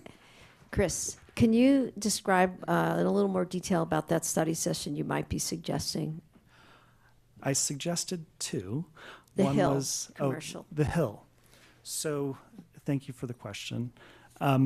So there's a lot of work going on the Hill right now. There is a priority of the University Hill Commercial Area Management Commission, UCAMC, to revitalize the commercial working group. So there's been the neighborhood working group that realized a lot of those priorities that were discussed earlier of the noise ordinances on the Hill.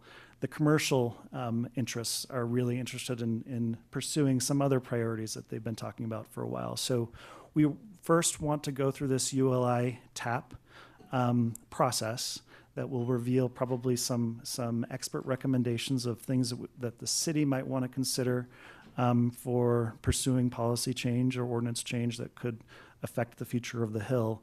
We want to package those recommendations and inform council of all the things that are going on the Hill, and we'll prepare them in an information item for sure. But if there is interest in a more formal interaction, we'd be happy to come to council to talk. There's interest. Matt, thank you for your gracious deferral. Your turn, and then we'll go to Junie. So I don't know if this will be answered by either Matt, maybe Brad, or Chris, so I'll pose the question. But it sort of has to do with public art, and I know certainly I have a strong interest in seeing more of it, and I know we've heard from the community that they do as well.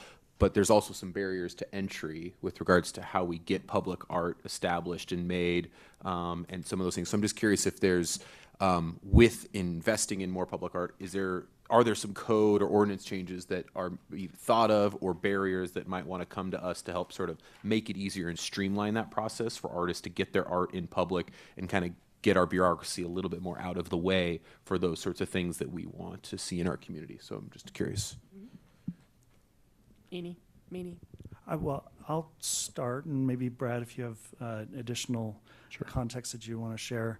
From the realm of arts and culture, the Office of Arts and Culture, I'd say that we turn to the Community Cultural Plan, which its horizon is coming up at the end of this year, and we're looking to update that. So that's really our guide in how we envision what aren't we doing that we could be doing to help solve some of those, or not solve, but maybe meet the appetite. I'd say that maybe open spaces, public spaces, and public art are probably the insatiable appetites in the city and of our community. And so looking to that update process is probably where I would say is a great opportunity for council to influence breaking down any of those barriers that are real or perceived moving forward. Anything you want to add, Brad?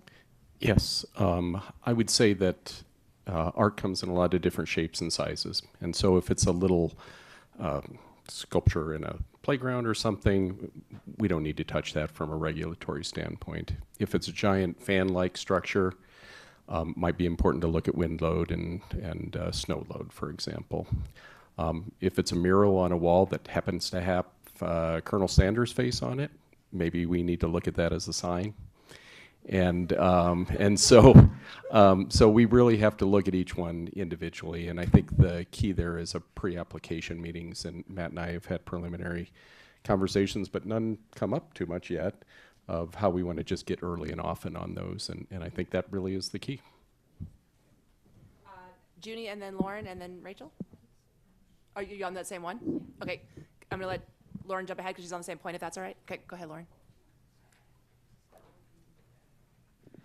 I think one of the things I've heard from the arts community, and this was prior to me being on council, was that there was an interest, or that they were under the impression that the department was looking at a permitting pathway specifically for sculpture. And I think that that might not have actually happened or gone forward through COVID and things changing.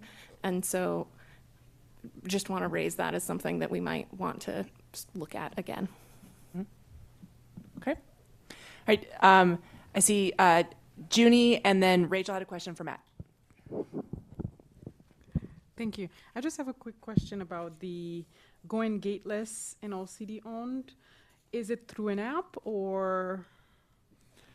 It will not be through a smartphone app. But it will be web based. So kind of. You don't have to download an app to use the system, but you do have to go to a website to register the first time. And once you're registered with the system, you never have to interact again unless your credit card expires or something changes. You get a new license plate.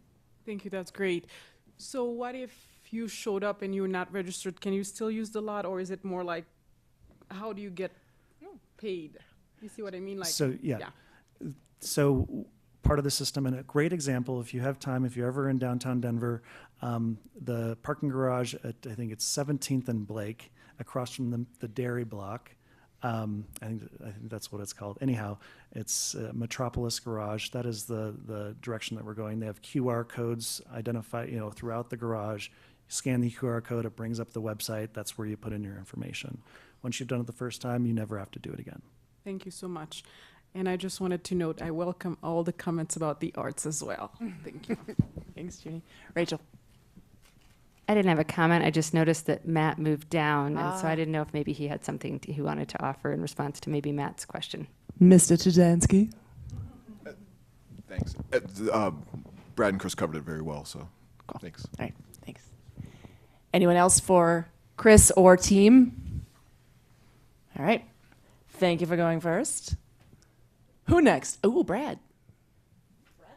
I know, right? That was like fast on the draw.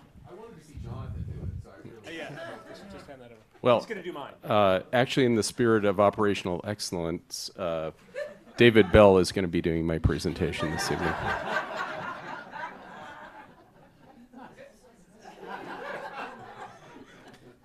That did not turn out the way I expected. Okay.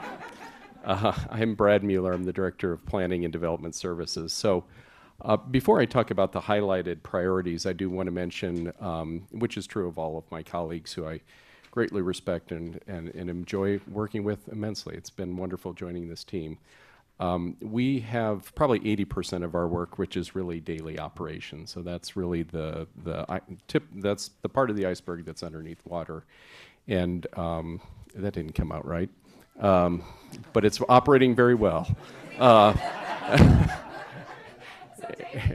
So David, help me out here. But the other parts are part of what we'll talk about. We do actually have, as a department, about 100 different work plan items, true again of the other departments as well, so just for some context.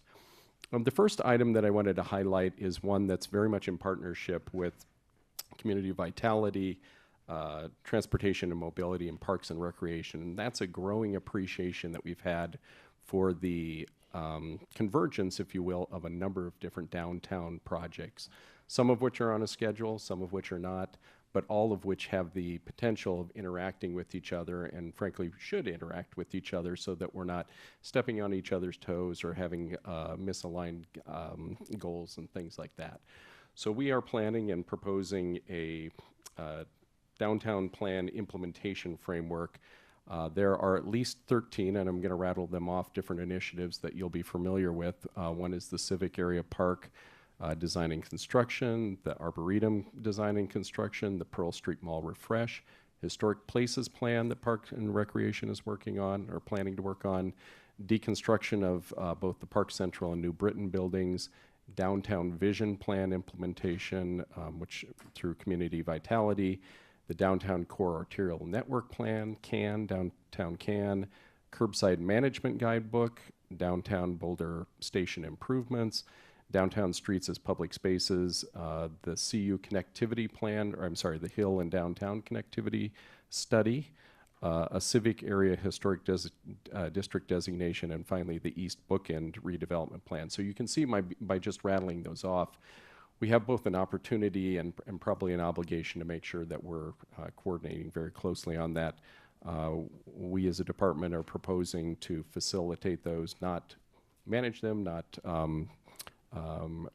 do those plans by any sense, but provide some cohesiveness around that, and we'll work to flesh that out throughout the year. The next priorities that I'll speak to are ones that are very familiar with. First, the ADU regulation updates. Following the study session that we had on January 26th, we will be bringing forward to you the first reading on April 20th and the second reading on May 4th. So very much on track to bring that forward in the time frame that we talked about in November. The Boulder Junction Phase 2 planning is in an inventory and assessment phase right now. We will be bringing forward to you an IP April 20th. And with that will be various alternatives for a Boulder Junction plan. You might recall from our discussion in November that we are not reopening the plan per se, but rather seeing if there are things that should be tweaked given that it's been some 15 years or so since that was initially adopted. So you'll have the opportunity between that IP and then the study session that's planned currently for May 8th to give us feedback on those types of implementation, those particular amendments that could be made as part of that. We are then targeting to do the study session, as I said, on May 8th and then bring it forward for hearing in September so that that can be done and amended as part of a first effort yet this year.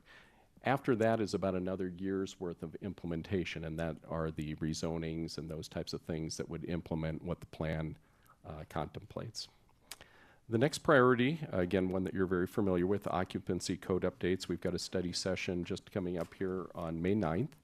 And then following that, we'll do some boards, visit to boards and additional engagement. We've already been doing engagement. We'll continue that.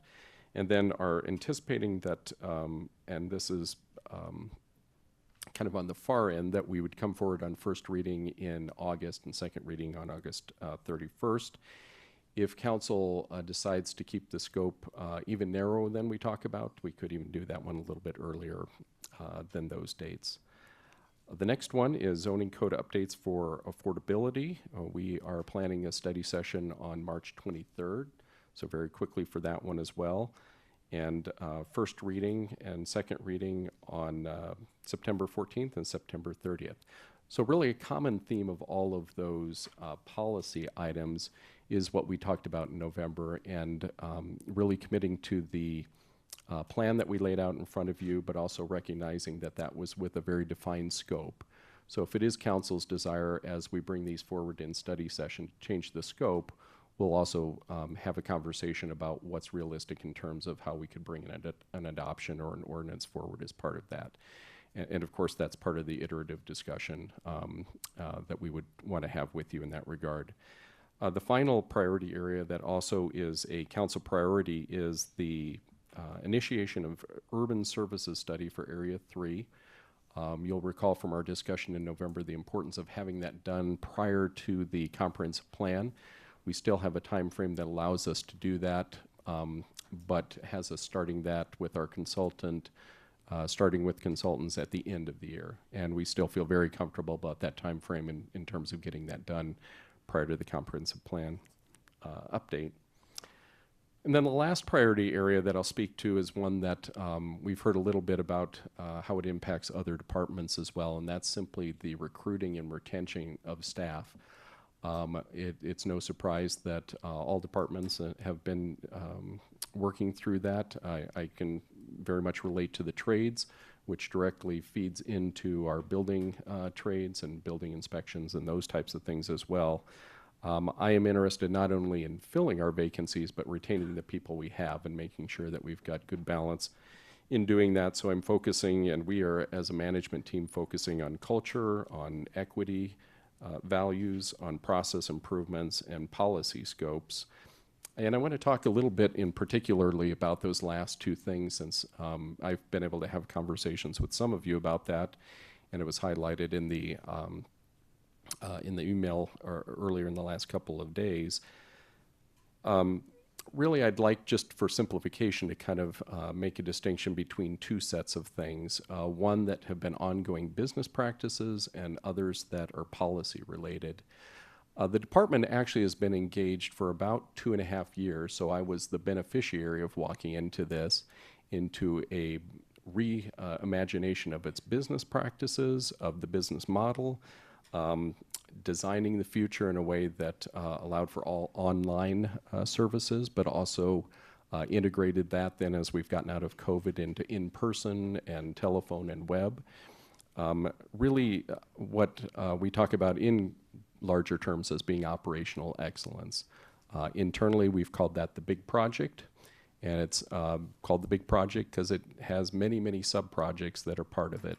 And I was, again, lucky to step into something that was well underway. My job, as I've seen it now that I've been here a half year, has been to push that forward, keeping most of it, because most of it's very good, questioning some of it and tweaking some of it. I will share with you, for example, as part of that was a commitment to look at roles and responsibilities. So that gets into looking at the workflow of permits, workflow of land use cases, workflows of contractor licenses, workflow of code compliance issues. And as part of that, just last week we did reorganize part of the department as well, bringing a group that was responsible for intake and kind of siloed off to itself, and putting it into the two disciplines that it directly services, building permits and land use permits. So bringing them closer to that action. And that's one of just dozens of different steps that we're taking that are implementation of that. No one more than me or the staff wants to see the results of those implementations happen quickly. Some of it does just take time, and we're beginning to see that. Before I talk about the policy opportunities, I want to talk a little bit about some setbacks and triage that we are now doing as part of that. And I had a little bit of a chance to describe some of that in different settings, but to speak about it a little more holistically, my assessment is we were primed to continue to make good progress, especially in building permits in the fall. We had the pieces in place to be able to move forward on some of our key performance indicators on that. And then, and I hope, Council, this doesn't come across as excuses, but it's just the reality we lived with, which was we had a failed search for 2 plans examiners when we only have 5 positions total. We had a failed search with the chief building official. Our lead in plans examiners became very ill and was out for about a month. And then we also had the contract company that we worked with ramping up but not doing as much work as I later learned we probably could have been asking for them. So we are now making inroads on all of those. We have hired a plans examiner.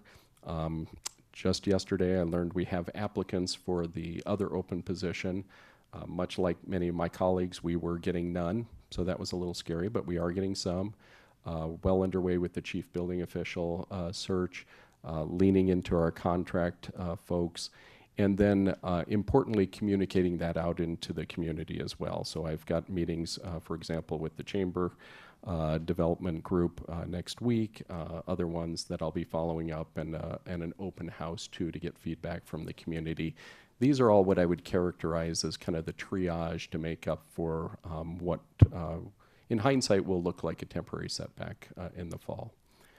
Bigger picture is something that I'm very excited about, and it's what I would say is a door being opened for us in a way that maybe hasn't been in the past.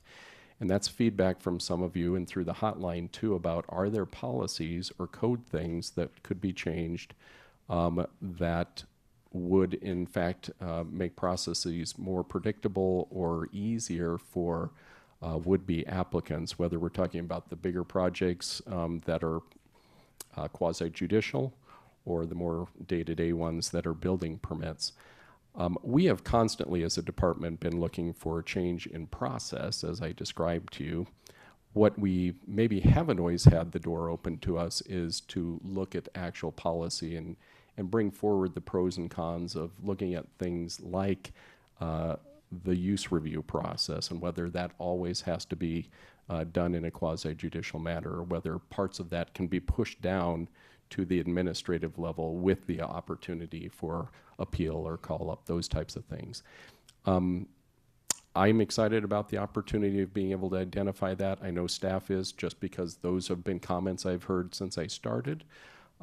We don't have a list yet because we didn't know that that was a thing. So now we do, assuming there's consensus around that, and we will work through that through the end of the year and still be able to manage the other work program items that we've committed to. That concludes my presentation by David Bell. Excellent presentation, sir. Council, this has the potential to run away with the rest of our evening, so let's be mindful about staying focused on this presentation and additional topics we can take up tomorrow. Aaron and then Matt. Oh, you're good? Okay. Okay, you're ready, just in case. I was the one. Hit the I was buzzer. the one who was on there. So I just have 17 questions for you, Brad. Just kidding. Thanks for all that and for all the hard work that your team is doing and the phenomenal work. And it's really great to hear about some of those dates associated with some of these initiatives. It's the first time I've heard of some of those, and that's exciting that we have some actual targets for that. So good to hear about that. And then just wanted to just give you a little bit of public feedback here, because we've talked one-on-one about some of this stuff, about that last item, just to elevate that publicly, that just to invite that if there are places in your processes that are slowing everything down and preventing people from getting work done, that do come to us with those and say, hey, we're noticing a problem here and we can't restructure to fix it. We actually need to change this bit of code over here in order to get around this problem. And so just want to throw that door wide open to say, look for those pain points and come to us with those, please. Because we do want to make the processes more efficient. Because we do hear, as we all know, constantly from members of the community about challenges with the speed of permitting and such. So just make that public, please do. And of course, we'd have a process to consider them, but do come to us with the ideas. Thank you. Sure. I know.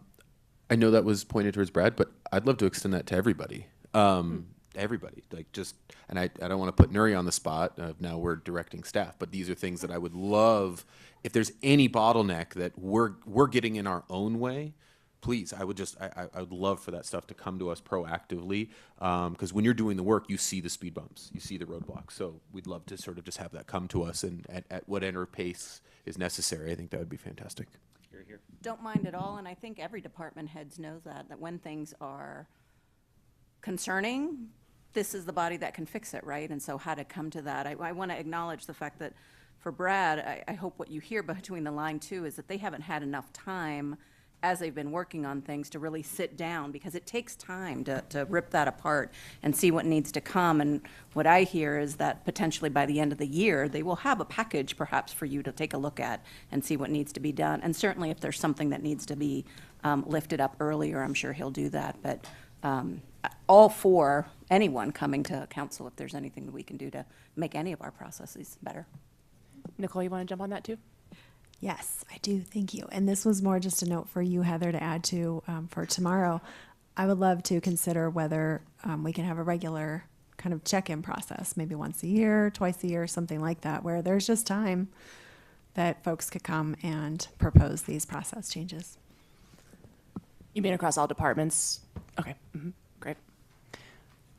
Other questions, comments for Brad? Go ahead, Rachel. Well, I guess I'm wondering, will we also revisit this tomorrow, or is this sort of the conclusion of this part of the conversation?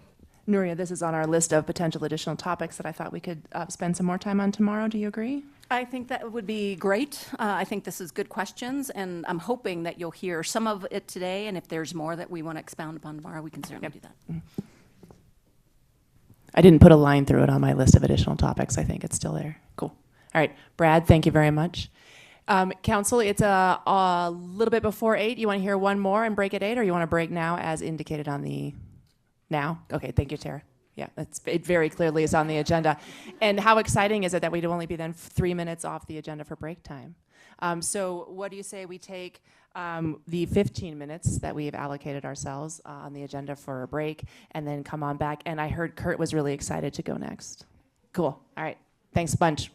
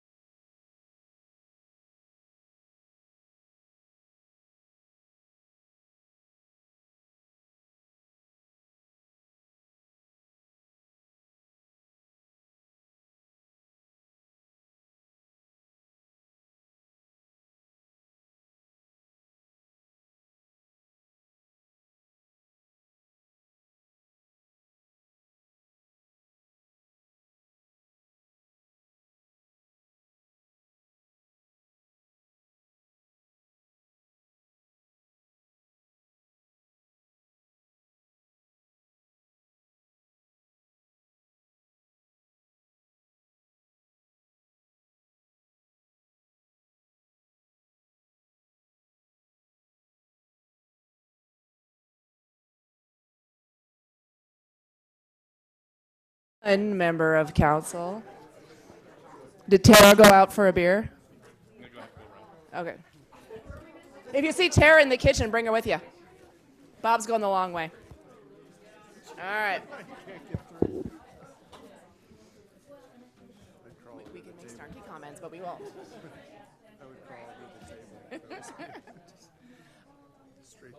I must swing. Tara wasn't back there? Okay. Did you pass on my judgy eyes? Good, thank you. Okay, fantastic. Hey, Tara.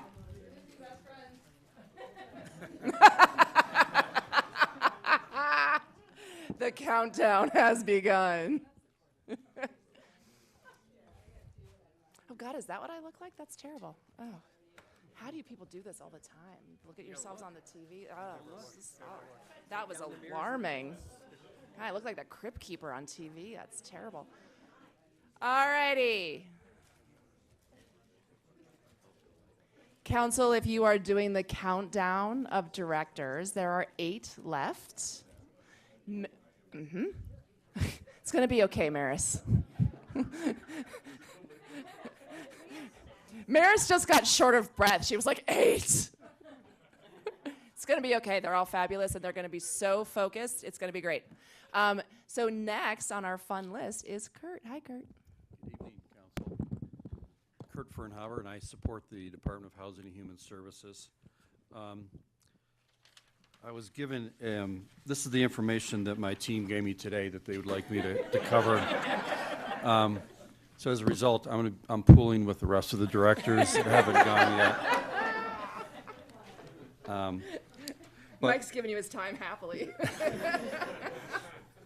So I think one of the great transitions that occurred in HHS over this past year is that, and as many of you knew, a year ago we were having challenges with staff just to get the work done.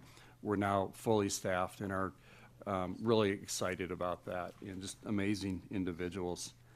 So the first thing I want to just touch on is there's 5 distinct new programs that we're launching this year, just related to ARPA programs. And with our increase in staff and capacity, you're going to hear a number of programs. I was looking at our work plan this afternoon for our department. We have 49 distinct projects that we're working on this year. I'm only going to cover 47 of them.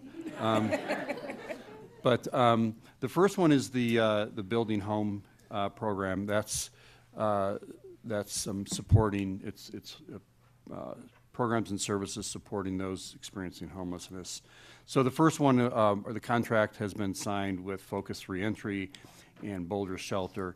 They'll be providing peer support to individuals who have been housed and are going through the housing process, as well as the housing retention team. And you as council have actually heard a lot from the community about some of the concerns of people transitioning into housing. And this is really meant to address that and help them be more successful in that process. The Guaranteed Income Program is moving forward very well. We have a committee that's been set up, which is represented by the community, who's helping guide the development of that. That will be launching later this summer. We're also under ARPA, we're launching the Ponderosa Second Mortgage Program as homes begin to be completed later this year. We're also, ARPA funds are going to childcare in the renovation of the Sahlberg facility for childcare expansion in 2024. Under behavioral health, we're helping with workforce capacity within the community. Under older adult services, recently the East Boulder, the Age Well West, or Age Well East Center was opened, and so we've hired staff for that. They're going through training to run those programs. And they're also developing a program on anti-ageism and a workshop that will be offered to the older adults in our community. Family Services, I'm excited, is relaunching the youth internship program within the city that was put on hold during COVID. So under there's one area that we will be watching, and one that I'm somewhat concerned about as we track it. So you'll know that the eviction prevention program was launched by voter initiative. Last year, that program really solidified and has been working extremely well. However, recently it's been oversubscribed, and we've been using some ARPA funds to help support additional rent support. We've been partnering with Boulder County to use some of their funding as well. And nonprofits have also seen an increase in the need for rental support.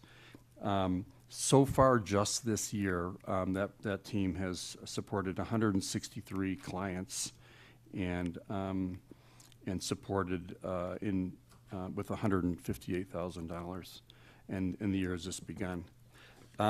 So we'll be tracking that, particularly as resources begin to dwindle around that support. The day under homeless services, obviously the day center is something that you're leaning into. I'm actually feeling pretty confident about moving that forward. I think within the next couple months, we'll have more to sort of report on the development of that. We are working with a local organization around the running of that service, which will also include a host of other service providers in the community.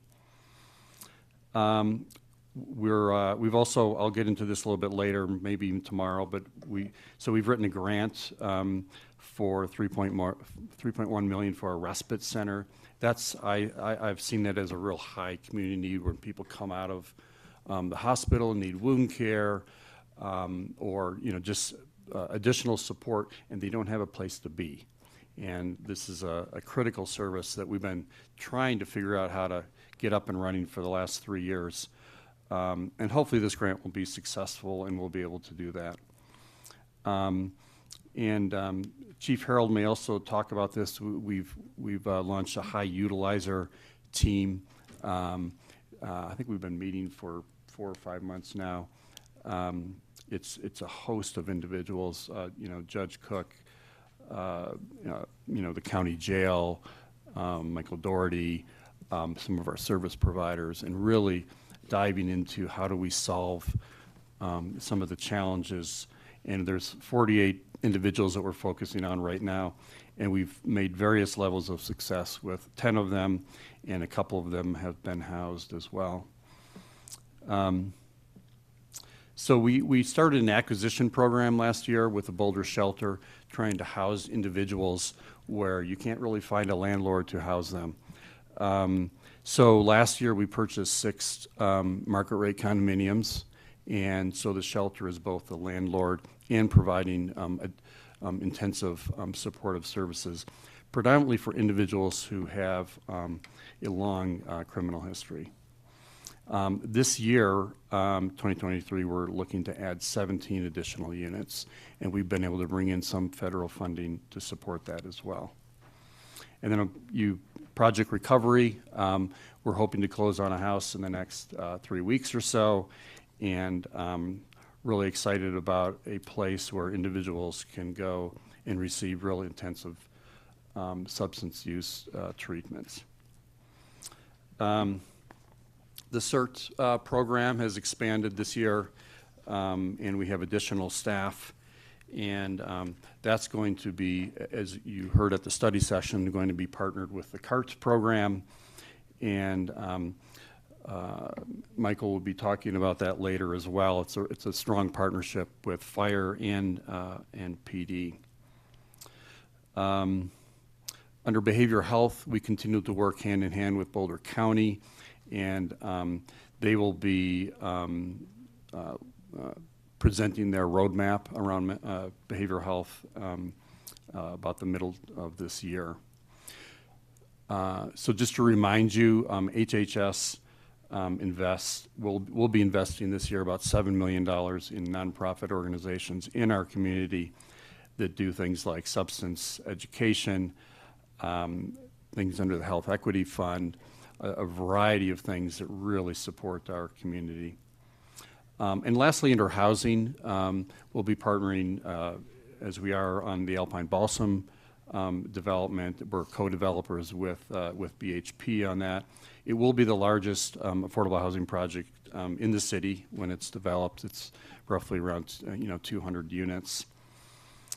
And so excited, we're working, really developing the plans and the types of units and that sort of thing in that development.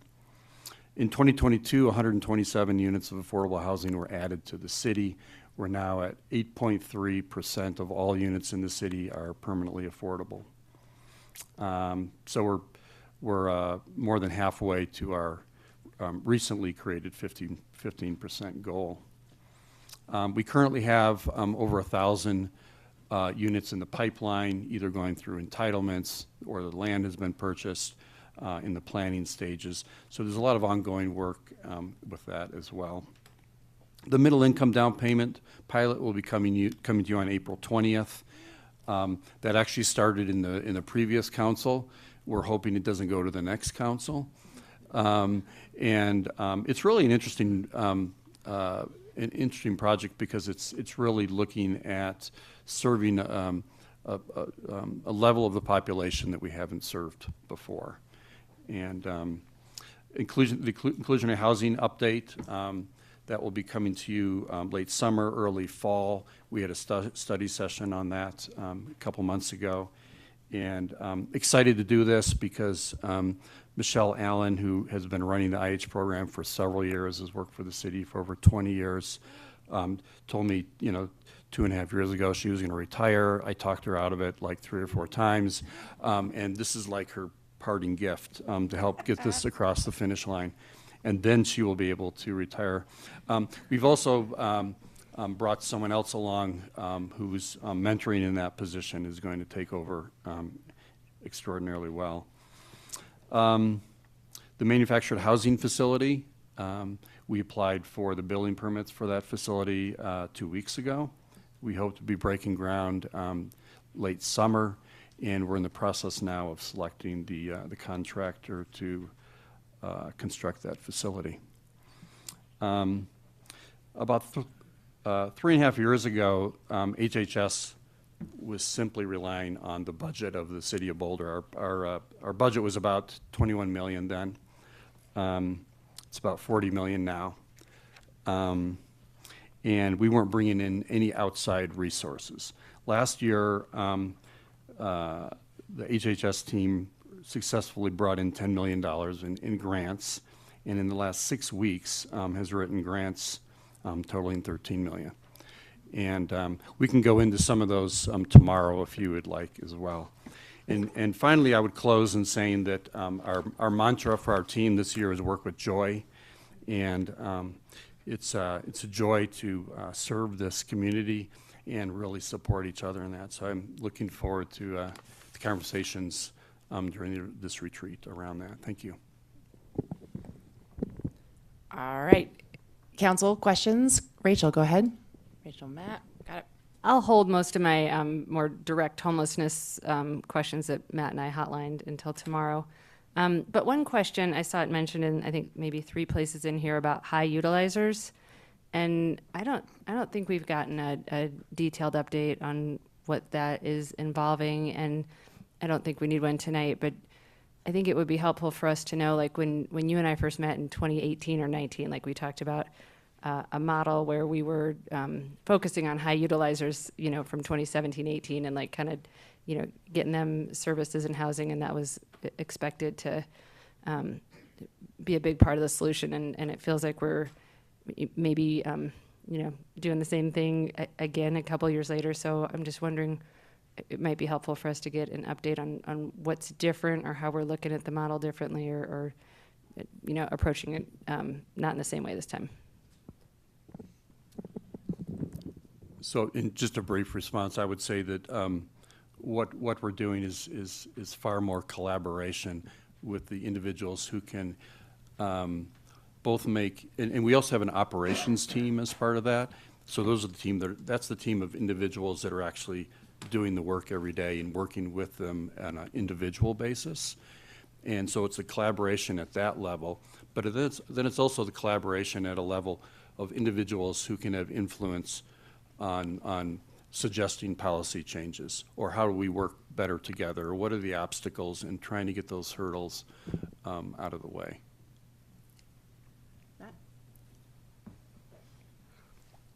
Pardon me. Similarly to Rachel, I'll hold some of my stuff for tomorrow. But I did have a sort of point that I'm glad that you can close someone who's looking to retire and keep them here. So David, we've got our closer for all of our retention issues citywide. We can just stick Kurt on them and they won't go anywhere. No, my question is centered around. We talked about the county, and I think a couple times we've been sort of inquiring about this meeting of the minds, more or less, between us and county commissioners. It's not about what you're saying. It wasn't. Yeah, that's all right. It could have been funny. But so I'm just wondering if there's an update on where that is, because I think that's something we're all looking for. So I don't know if there's an update on when that might be scheduled. Yeah, and we are targeting April 13th, that study session. We've actually, and we're going to be meeting, Kurt doesn't know this because I didn't include him in the email, but Clay and I are talking, and we're going to invite you and Robin in. But that study session, we hope to be completely devoted to homelessness on that day. Our county commissioners have indicated that they will join us. And so we will have really robust conversation there about what we do with the county, and I'm sure that there will be conversation from you all about what the city side of that doesn't involve the county necessarily. So really looking forward to that. And then I'll just add for that high utilizers group, because then I'll take that off of the 6 items that are at the end. I wanted to say that included not only the folks that Kurt mentioned, but I think in the broad scope of some of our community partners, I just wanted to highlight Boulder Community Health and Mental Health Partners, because they are at the table as well, because it really is trying to look holistically at what are the needs so that we can really individually figure out what will help an individual sort of get out of that chronic cycle. I just forgot to say thank you to Kurt and his team before I dug into my high utilizer question. And also, I'm appreciating your stand-up comedy routine here tonight. I didn't know you had that side. It's been awesome. Kurt's a hoot. All right, council, anything else? All right, Kurt, thank you very much. All right, I already had volunteers ahead of you. I'm so sorry. All right, Allie. 2 minutes.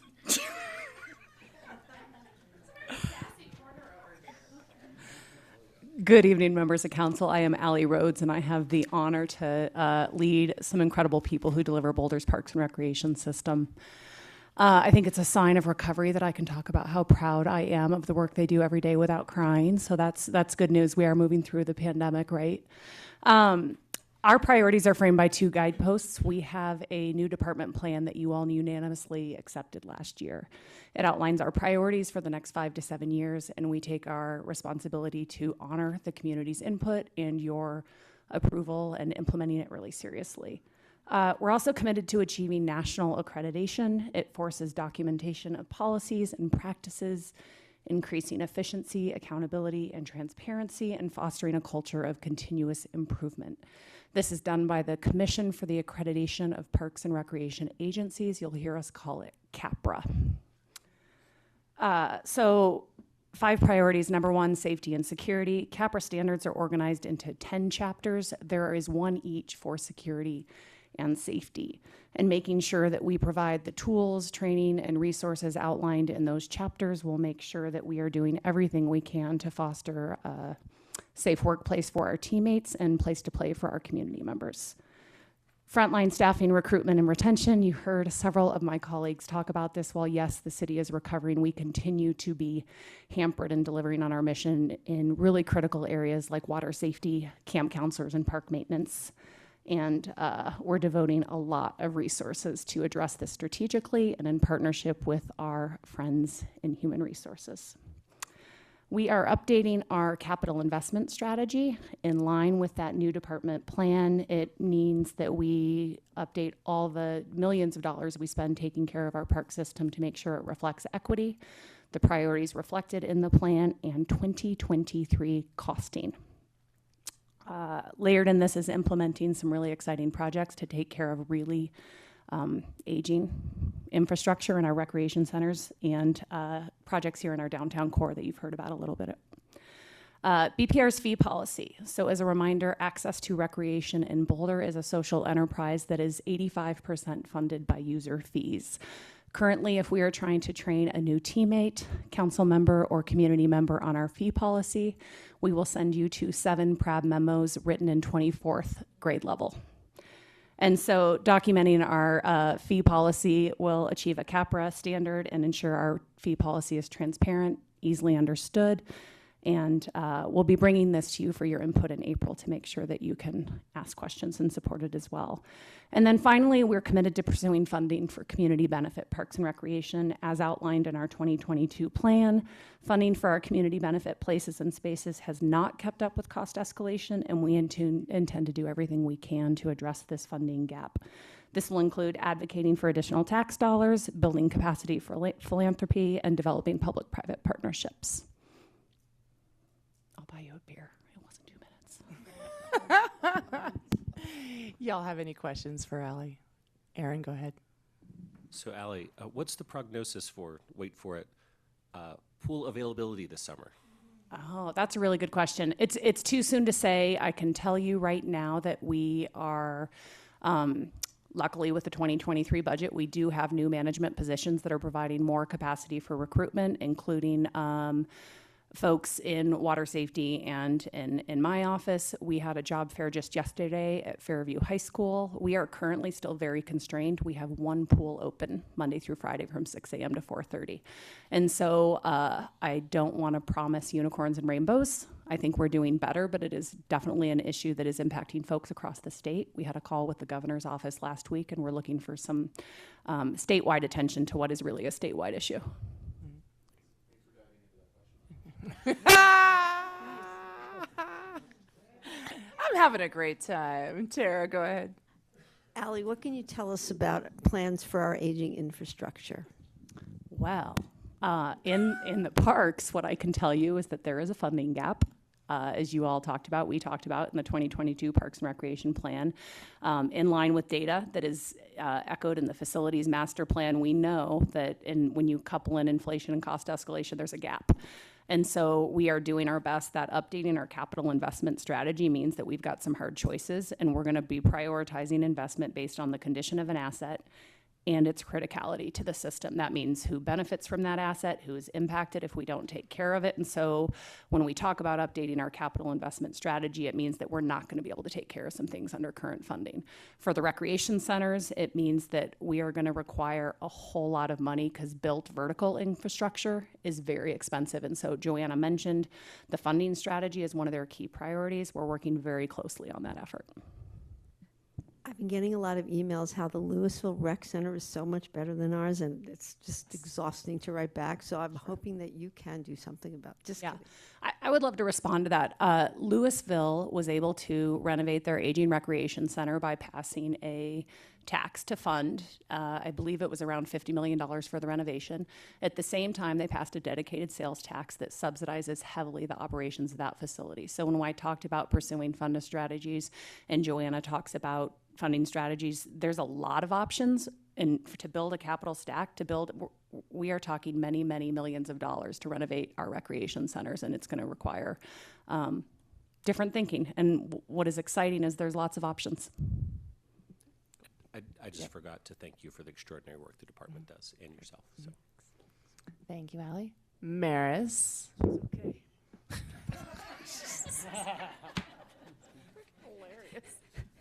I'm sorry.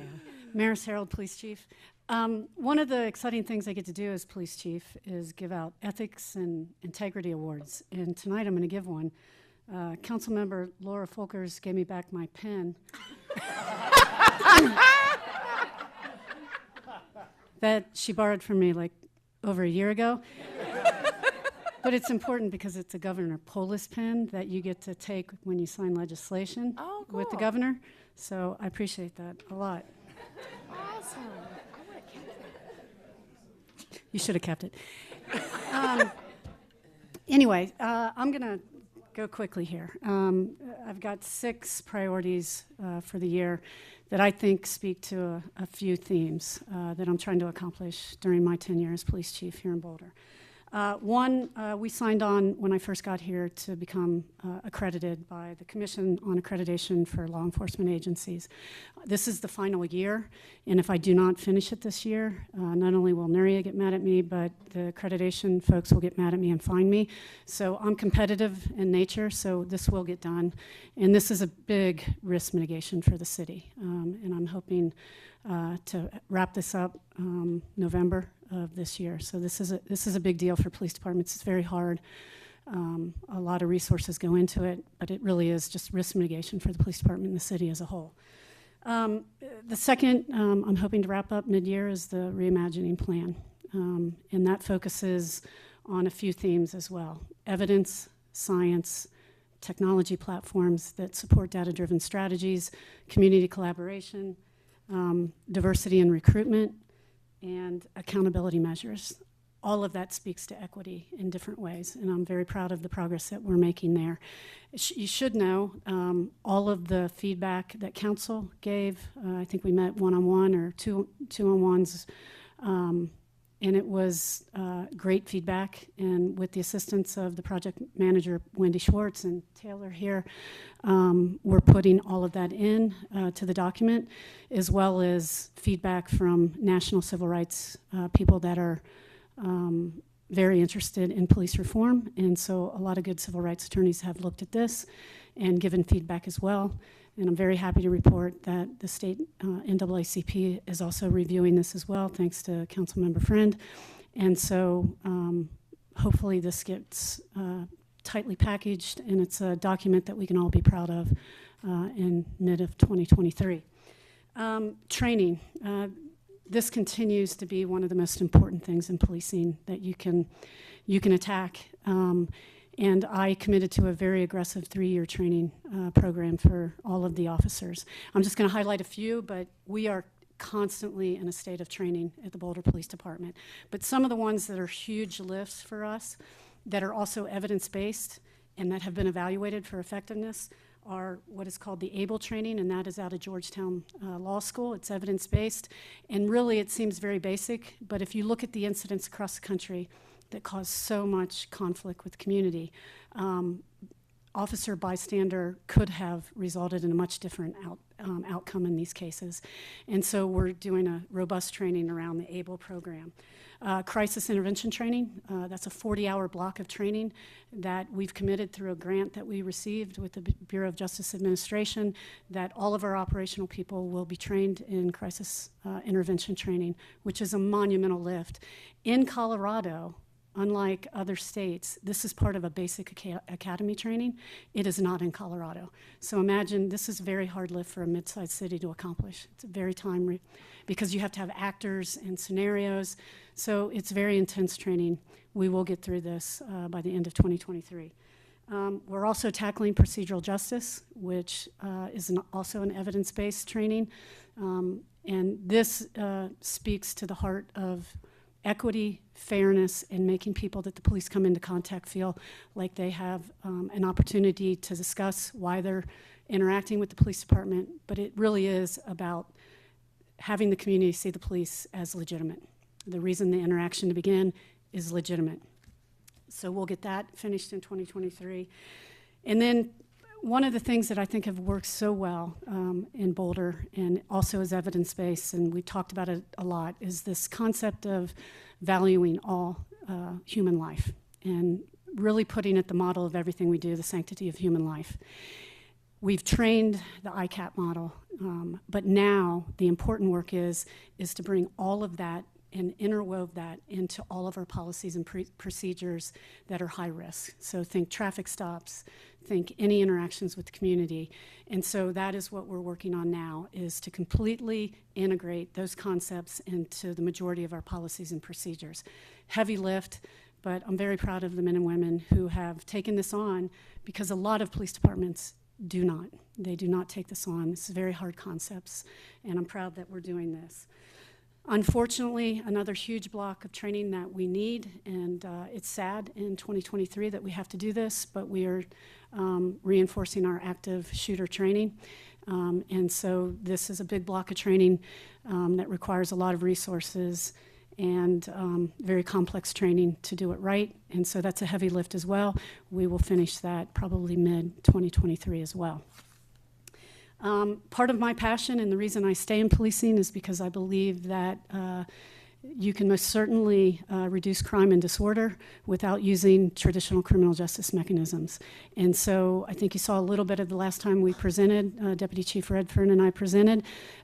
We are really working on a lot of place-based strategies and working with other city departments that most certainly can impact crime and disorder too. And the city manager's been very amenable to this kind of look at crime and disorder because it really does impact the majority of city departments, and I'm proud of the work that we continue to do across departments, and that work will continue. Recruiting and retention. We have done an excellent job with recruiting. We've hired our largest class the past year. We soon will start 25 new officers, and I'm proud of that because it's the biggest, but it's the most diverse group of people we've ever hired here in Boulder. So that's good and that's exciting that people want to come to Boulder. And we also have to focus on retention because, as I was saying a little bit earlier, we're hiring these people. I don't want to lose any of these people. It takes a tremendous amount of resources to get a police officer up and trained. It takes 18 months.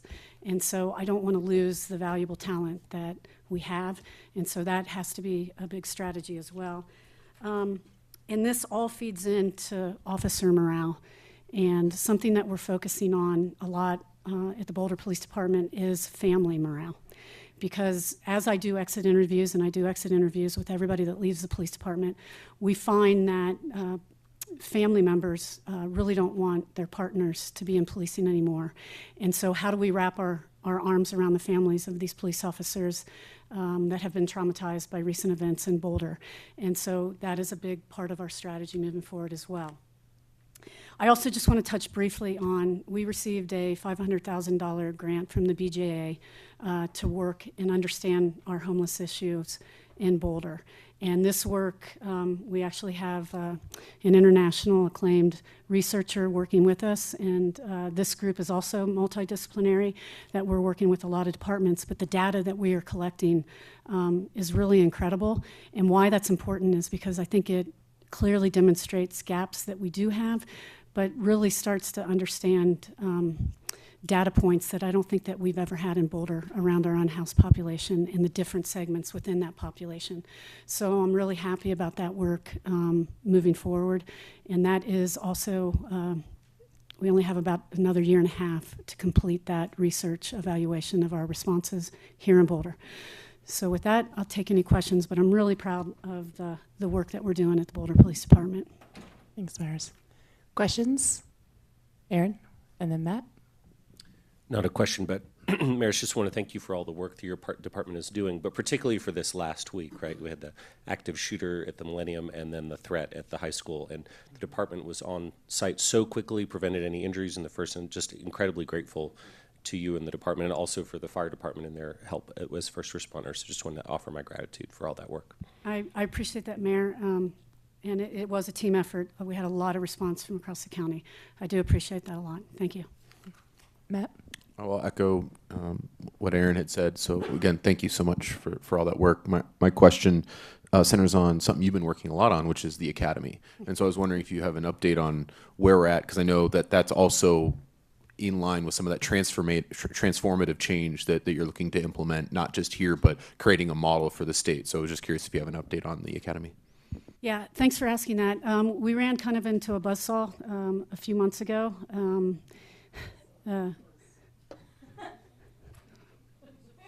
Be quiet, Pam. And it was, I'm going to be really honest with you.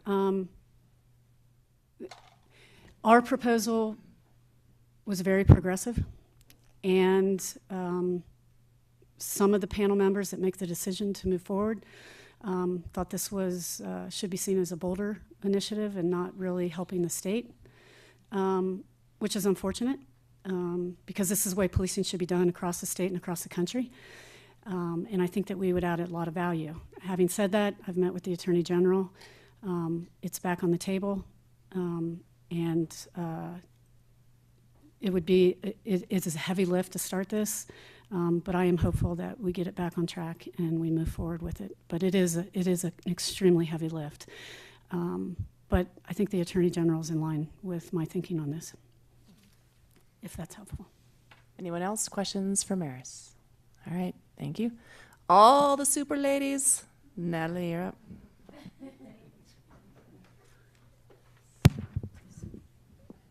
All right. Good evening, Council. I'm Natalie Stifler, the Interim Director for Transportation and Mobility.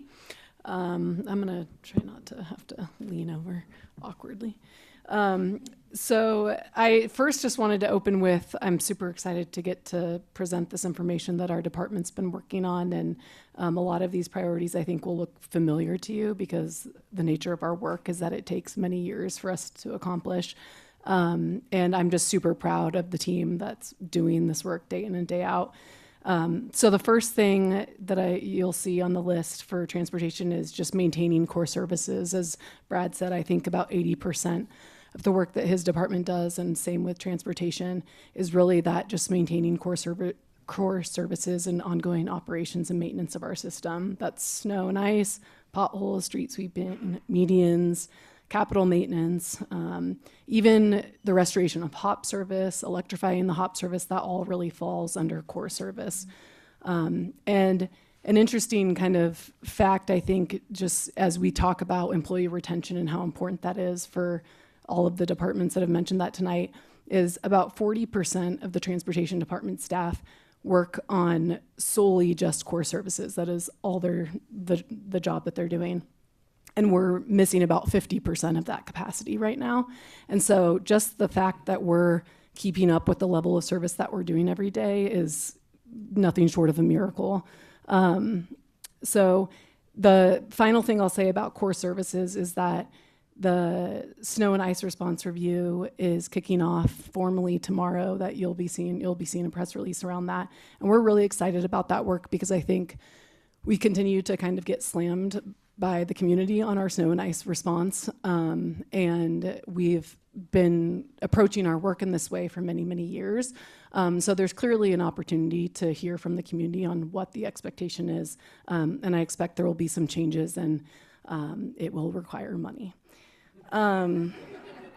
So the next focus area is obviously a council priority. You have heard a lot about the core arterial network. We'll be continuing to implement that this year. We are super excited. We're going to be implementing the first phase of baseline this summer. We'll be repaving baseline and also implementing protected bike lanes all along baseline in that, a more robust treatment than what's out there today. So that's very exciting. And then we are launching the IRIS engagement and planning this year as well. We're really excited about just that process of engagement to hear from the community about what their desires are for IRIS. We know that there's certainly kind of the vision for protected bike facilities along IRIS, but it'll be good to hear from the community in more detail about what that really looks like. And I'm really excited about that because I think we really haven't had trade-off conversations around our core arterial network yet in the past or in the recent past. And so I think there's going to be some really interesting and challenging conversations that will be fun to have with the community. And then the final thing on the can is that we are, as Brad mentioned, thinking about the downtown just initiatives as a whole. And there may be an opportunity to move up the downtown mobility study as part of the CAN into the very later part of 2023. And that is definitely dependent on what happens with our TIP application for Folsom. So more to come on that. The next focus area is just, the amount of work that we do around implementing our capital projects from a design and construction standpoint. It's amazing. I just think the amount of construction we kind of have in the pipeline and that we're currently doing So the first kind of thing from a key capital project standpoint is we are transitioning with the partnership of climate initiatives, the Excel streetlight system, and that's going to be an exciting project this year as we look at that transition. I know we're in the midst of negotiations now, so that we are planning to have some community engagement coupled with that project here in the next few months that will be kicking off soon. And that's a CCRS funded project. We'll be finishing 30th in Colorado. That has been going on for what feels like years.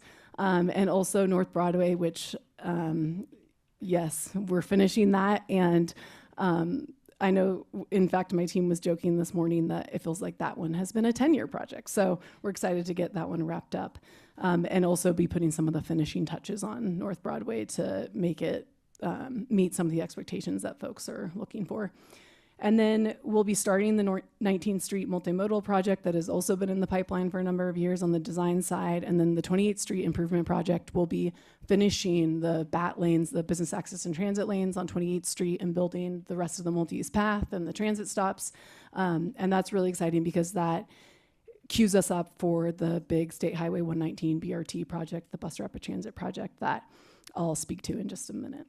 And then we are updating our signal network to really bring it into the 21st century. And this is super exciting. We're adding CCTV all throughout the system, and it'll just help us operate and maintain the system so much better. So that's an exciting one as well. Moving on to the pursuing state and federal grant opportunities. There is, as many of you are familiar with, the Infrastructure Investment and Jobs Act that was part of the Biden administration. They passed that in 2021. We have enormous opportunities for funding along with this act. There's competitive grant programs and billions of dollars available for roads, safety, active transportation, transit, climate, and equity. And really these funds need to get spent in the next 5 years. So we plan to be super aggressive. We're really excited. We've been finishing our Vision Zero action plan over the last 18 months or so. And that's going to be coming to council here in the next couple months. And that sets us up to be able to really go after these funding opportunities in a strategic way. The Safe Streets for All program is an enormous grant opportunity. And we're going to, I think, go pretty bigger than we've ever gone for, and it'll probably be a can quarter. So more to come on that. And then we're also with the county submitting a RAISE grant. In fact, that gets submitted, I believe, today or tomorrow. And that's about a $30 million grant for the State Highway 119 bus rapid transit corridor. So lots of exciting opportunities on the funding front there. And then just finally, we are, as you all know, we're working on expanding our shared micromobility across the city. And you heard about that late last year. And then we're really excited to share that we will be doing an e-bike incentive program pilot. Huge thanks to our team to make that happen. This is, again, a miracle that we're going to pull this off. And hopefully it'll be late spring, and this is with climate initiatives as well. Late spring, early summer, we're going to model the pilot off of the Denver program and then learn from there and look at a bigger program that's focused more broadly across the community. And then finally, as you all are aware of, we're working on the airport community conversation and to hear from the community on what the desired future is for the airport.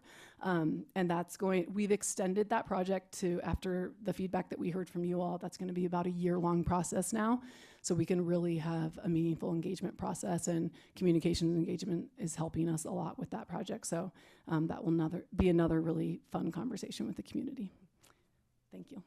You actually got jazz hands. That was very exciting. Tara, go ahead. First, I want to say, considering how hard your job is, the fact that you use the adjectives, adverbs, fun and exciting numerous times in your presentation was a really good sign for retention, if you know what I mean. Any other questions, comments? No, I'm not done. Oh, I thought you were just sassing me. Okay, Number two. Dramatic. Yeah, exactly. Kudos on the pre-treatment. First of all, I want you to know that Natalie taught me everything I could ever hope to learn about snow and ice treatment, and I know you're all jealous, so you can ask me later. But I will say that the pre-treatment on the roads the last couple of storms has been awesome, and I've noticed it, so thank you. I haven't had to take my hoe out lately, so that's really good.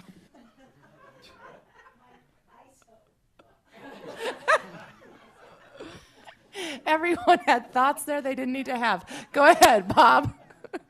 Speaking of snow and ice, and this is not as much a question for Natalie as just a suggestion to my colleagues. Natalie mentioned that they're going to be launching this snow and ice community engagement here. I've had the opportunity to have a preview of that web page. It is really, really snazzy. It's really cool, and it's very interactive. Kudos to whoever put that together.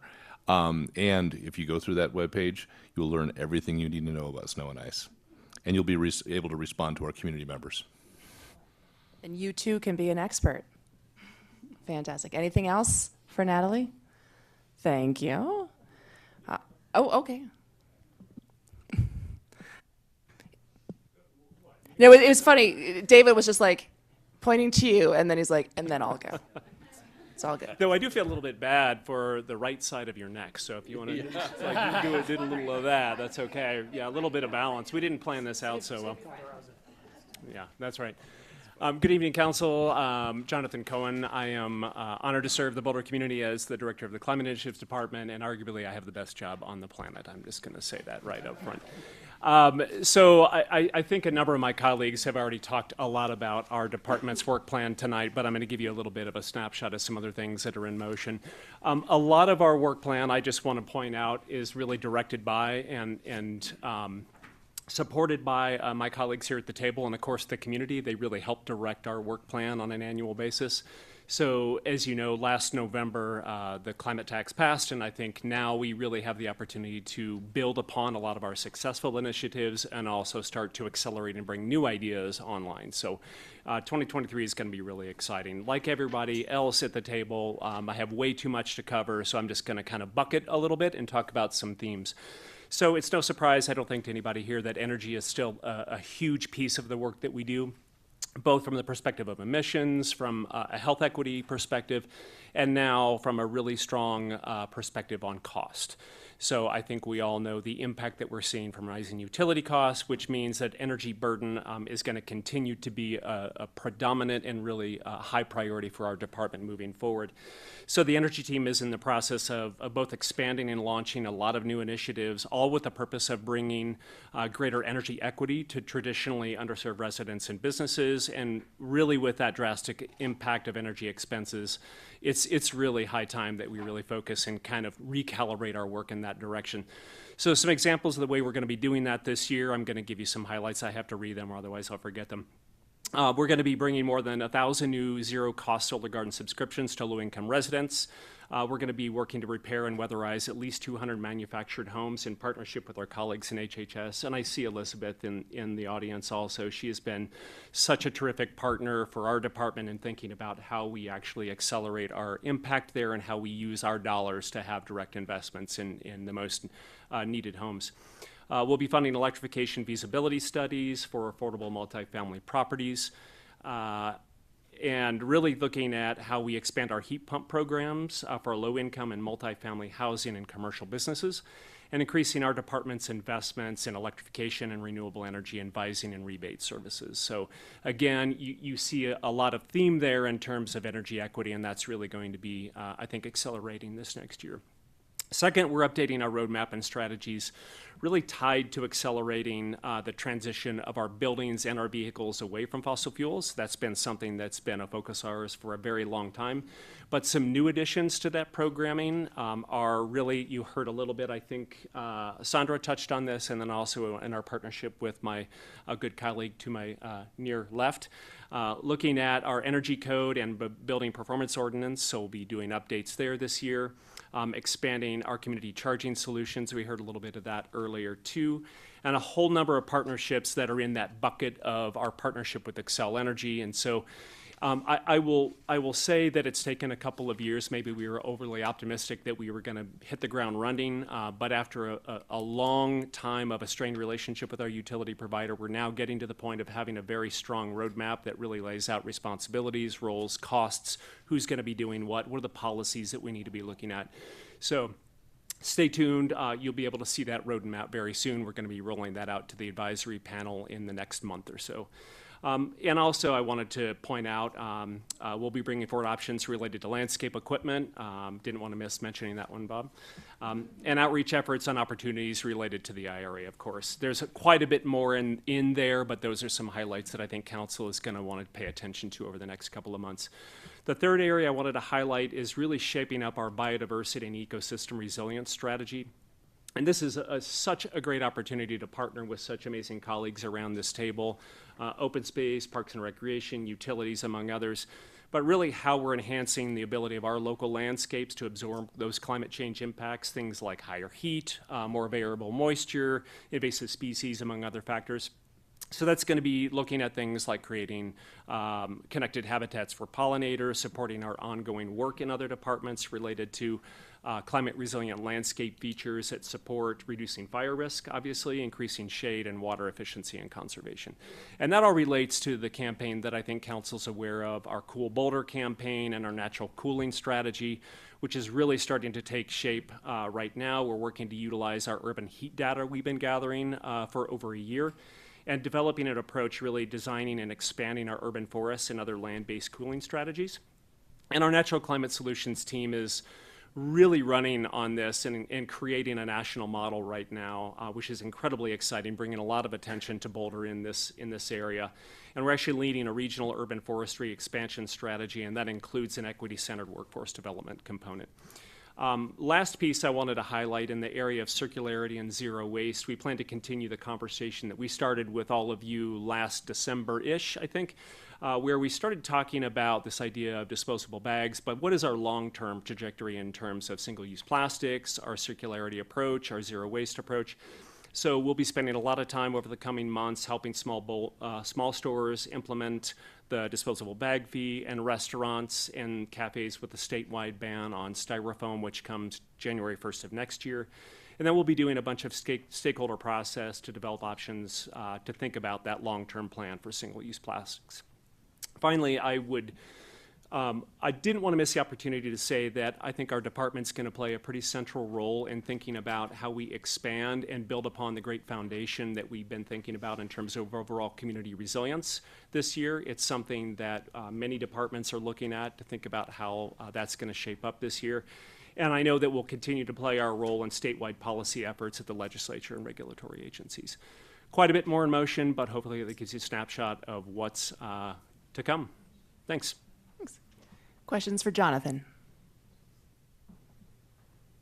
Go ahead, Lauren. What bills are you excited about at the statewide legislature that we might be supporting? Do we know any legislators? We need to talk to some legislators. If only you could find one anywhere. Thanks for the question. You know, what's really cool about our legislative work is oftentimes we've looked at it from the city perspective, and now we have this great opportunity to use the coalitions, the policy coalitions, particularly CC4CA, to really understand how we broaden the impact that we have. And I think there is a lot in motion right now, particularly around connection around land use and transportation impacts and how that's all starting to take shape. I know Carl Castillo has talked with council about some of those emerging concepts, and how those are starting to take shape in terms of actual policy or actual bills is pretty exciting.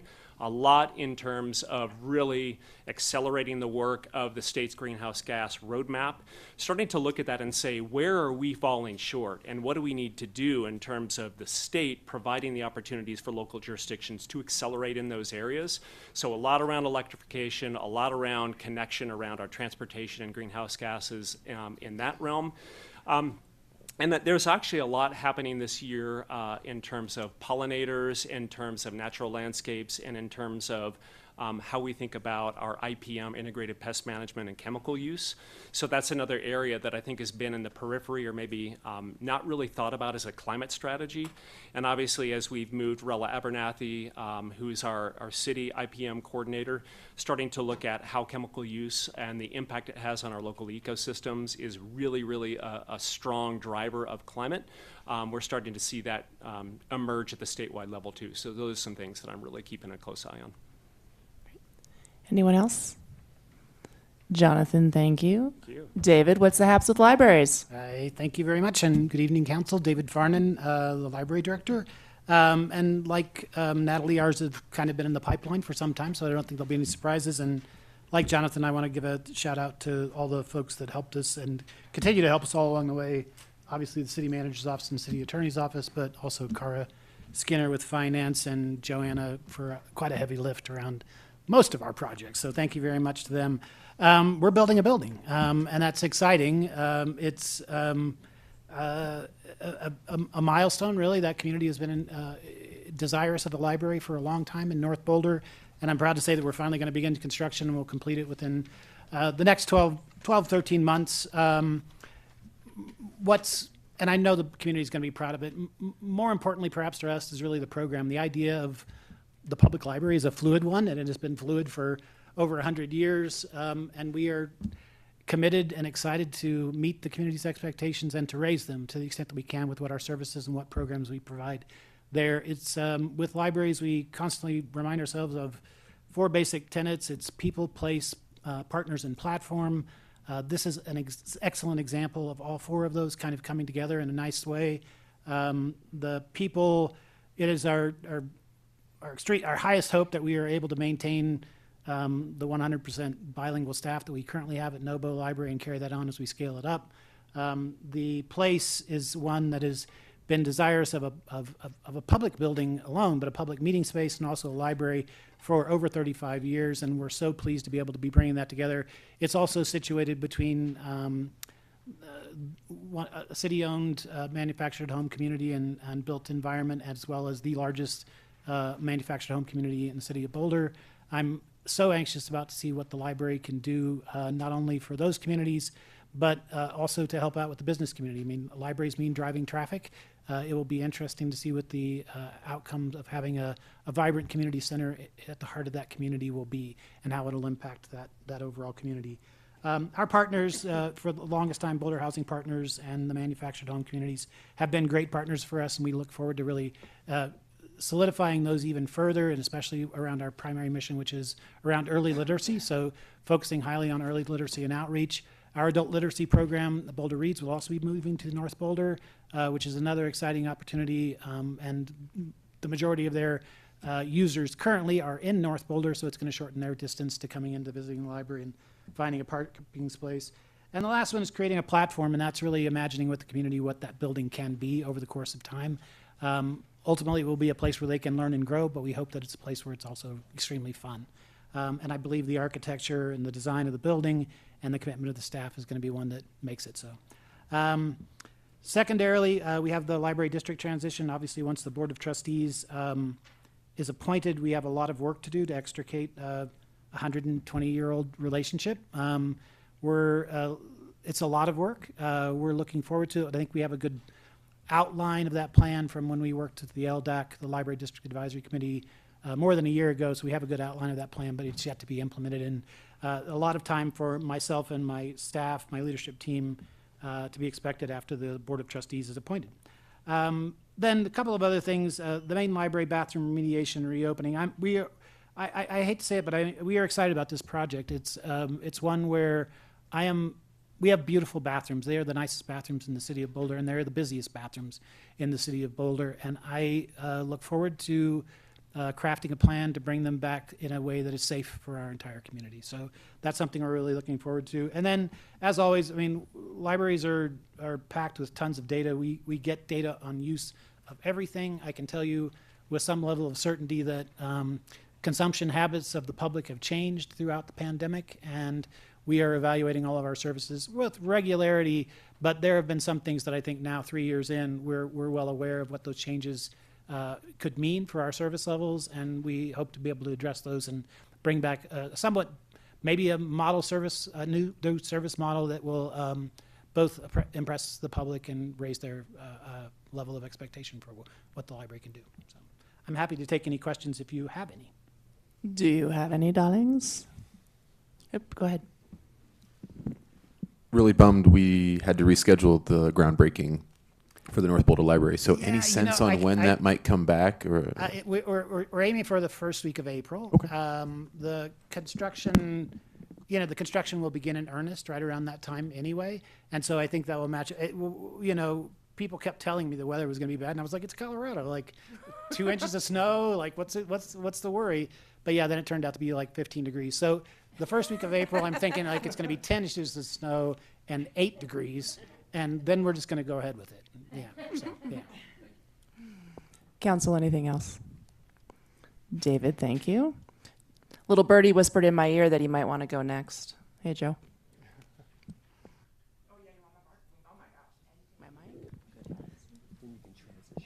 Take the mic. I have a strained relationship with these microphones, but I'm going to give it a try. Good evening, Council. Joe Tadiucci, I'm the Director of Utilities.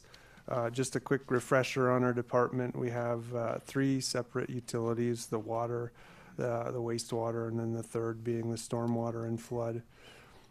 We oversee several $1 billion worth of infrastructure, and we have roughly 180 employees who are responsible for operating and maintaining and planning for those systems every day of the year.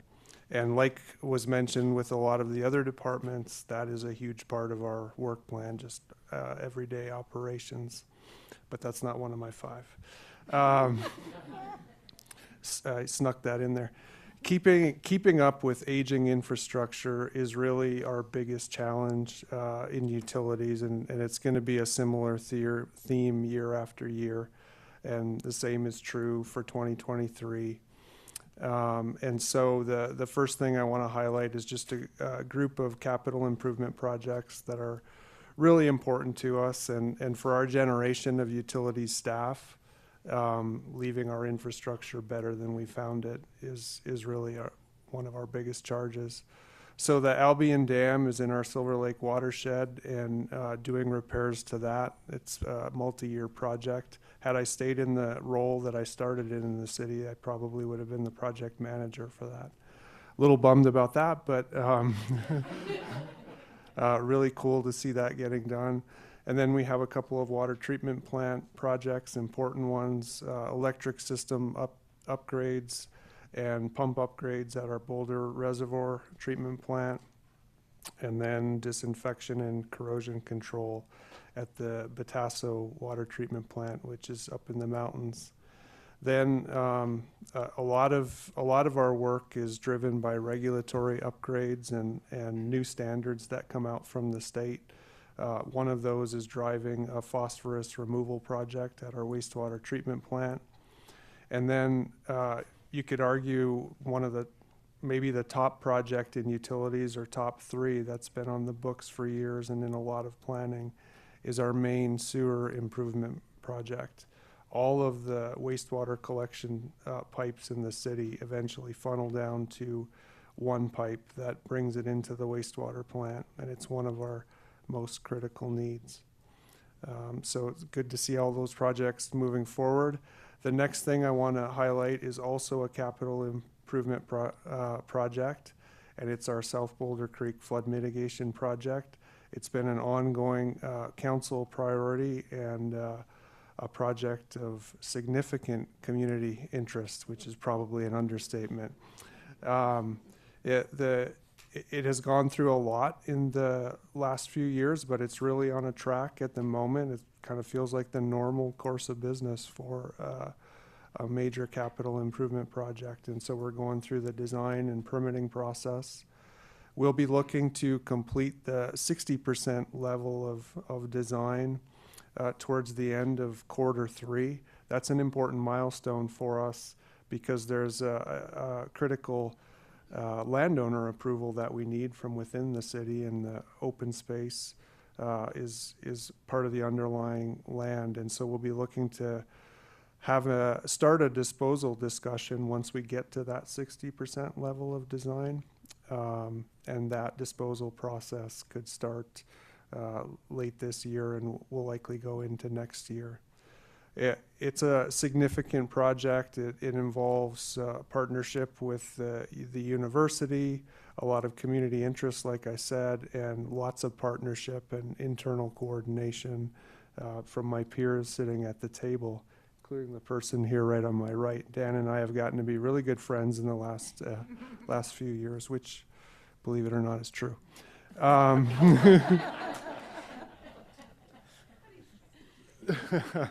The third thing that I'd like to highlight is our water efficiency plan, which another name for water conservation plan. It's a regulatory requirement for utilities that we submit a plan to the state every 7 years. It's an important plan for our community and for our climate goals, and we'll be working closely with Jonathan and the Climate Initiatives team on that. The fourth thing on my list is working on some process refinements for two important work group functions in utilities, which is our utility billing work. It's been a while since we've upgraded our processes and done an assessment of the program, and so we're partway through that, and we'll be continuing to work on it in 2023. And then we have in our water quality program, we have a backflow process. And on that, there are 7,000 different devices in the city that prevent liquids from being pushed back into our water system. And it's I wasn't as familiar with it in prior roles, but I've learned a lot since becoming director, and there's really a lot to getting to that compliance. It's like having everyone in the city on their own honor change their refrigerator filter, which just getting people to do that is tricky. And then the last thing I want to mention, we still maintain the Public Works label for our two separate departments for utilities and transportation and mobility. But for efficiency, we share a business services division for administrative support, information resources. A lot of our financial transactions are around purchasing cards and things like that. And then special projects, we have a project management function. And the team works behind the scenes, but is really instrumental to the success of the two departments. They help us develop and implement tools like in the last few years, we developed a water main break map and reporting tool that customers can go to on the city website. And so various aspects of business services helped us develop that. And they take calls from the community when there is something like a water outage or maybe a problem that the community sees on the road somewhere. And so in 2022, the team prepared an operational strategic plan. And so a big focus for that division in supporting our two departments will be implementation of that plan in 2023. So one of the cross-departmental things is the public spaces, which we'll be talking about later, but that's kind of the report out on utilities. Questions for Joe? All right. You want to pass it down to your good friend Dan? All right. And Joe and I actually grew up very close together. Upper Peninsula of Michigan, northern Wisconsin, so a lot of connection on that front too. So I knew I didn't want to go first, but I knew I didn't want to go last, so thanks, Mike.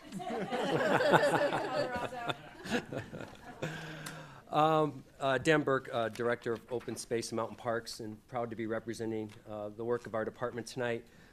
Before I dive into some of our top priorities, just want to provide a little context that in 2020 we went through a pretty significant shift within the department in terms of where we're going.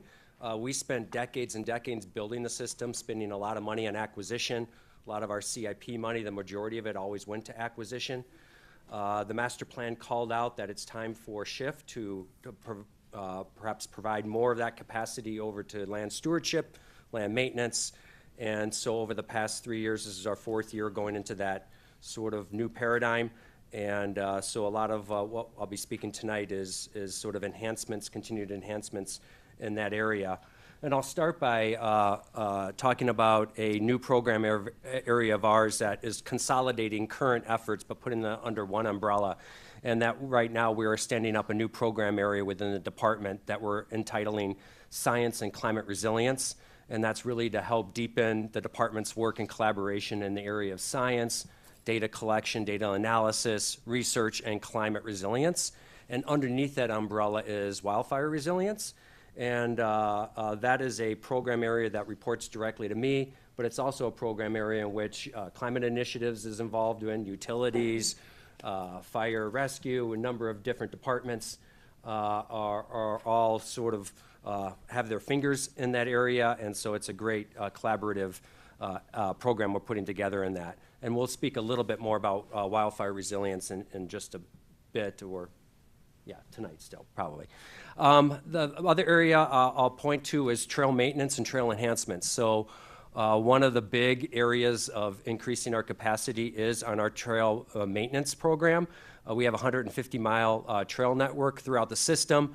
We've done a great work of analyzing the conditions of all those trails, and now we're starting to hit our top priorities over the last couple of years. I'm really proud to report that we've been able to reduce our trail maintenance backlog by several $1 million over the last couple of years. But in addition to continue to focus on that, we still have capacity to put our attention towards completing commitments we've made in trail area plans. And one of those big commitments that we're going to be completing or beginning construction on and maybe completing this year, but certainly in 2024, is the North Sky Trail, which is a highly anticipated trail connection in the northern part of our system. So we're breaking ground on that in 2023 this year. So very exciting to be reaching that milestone.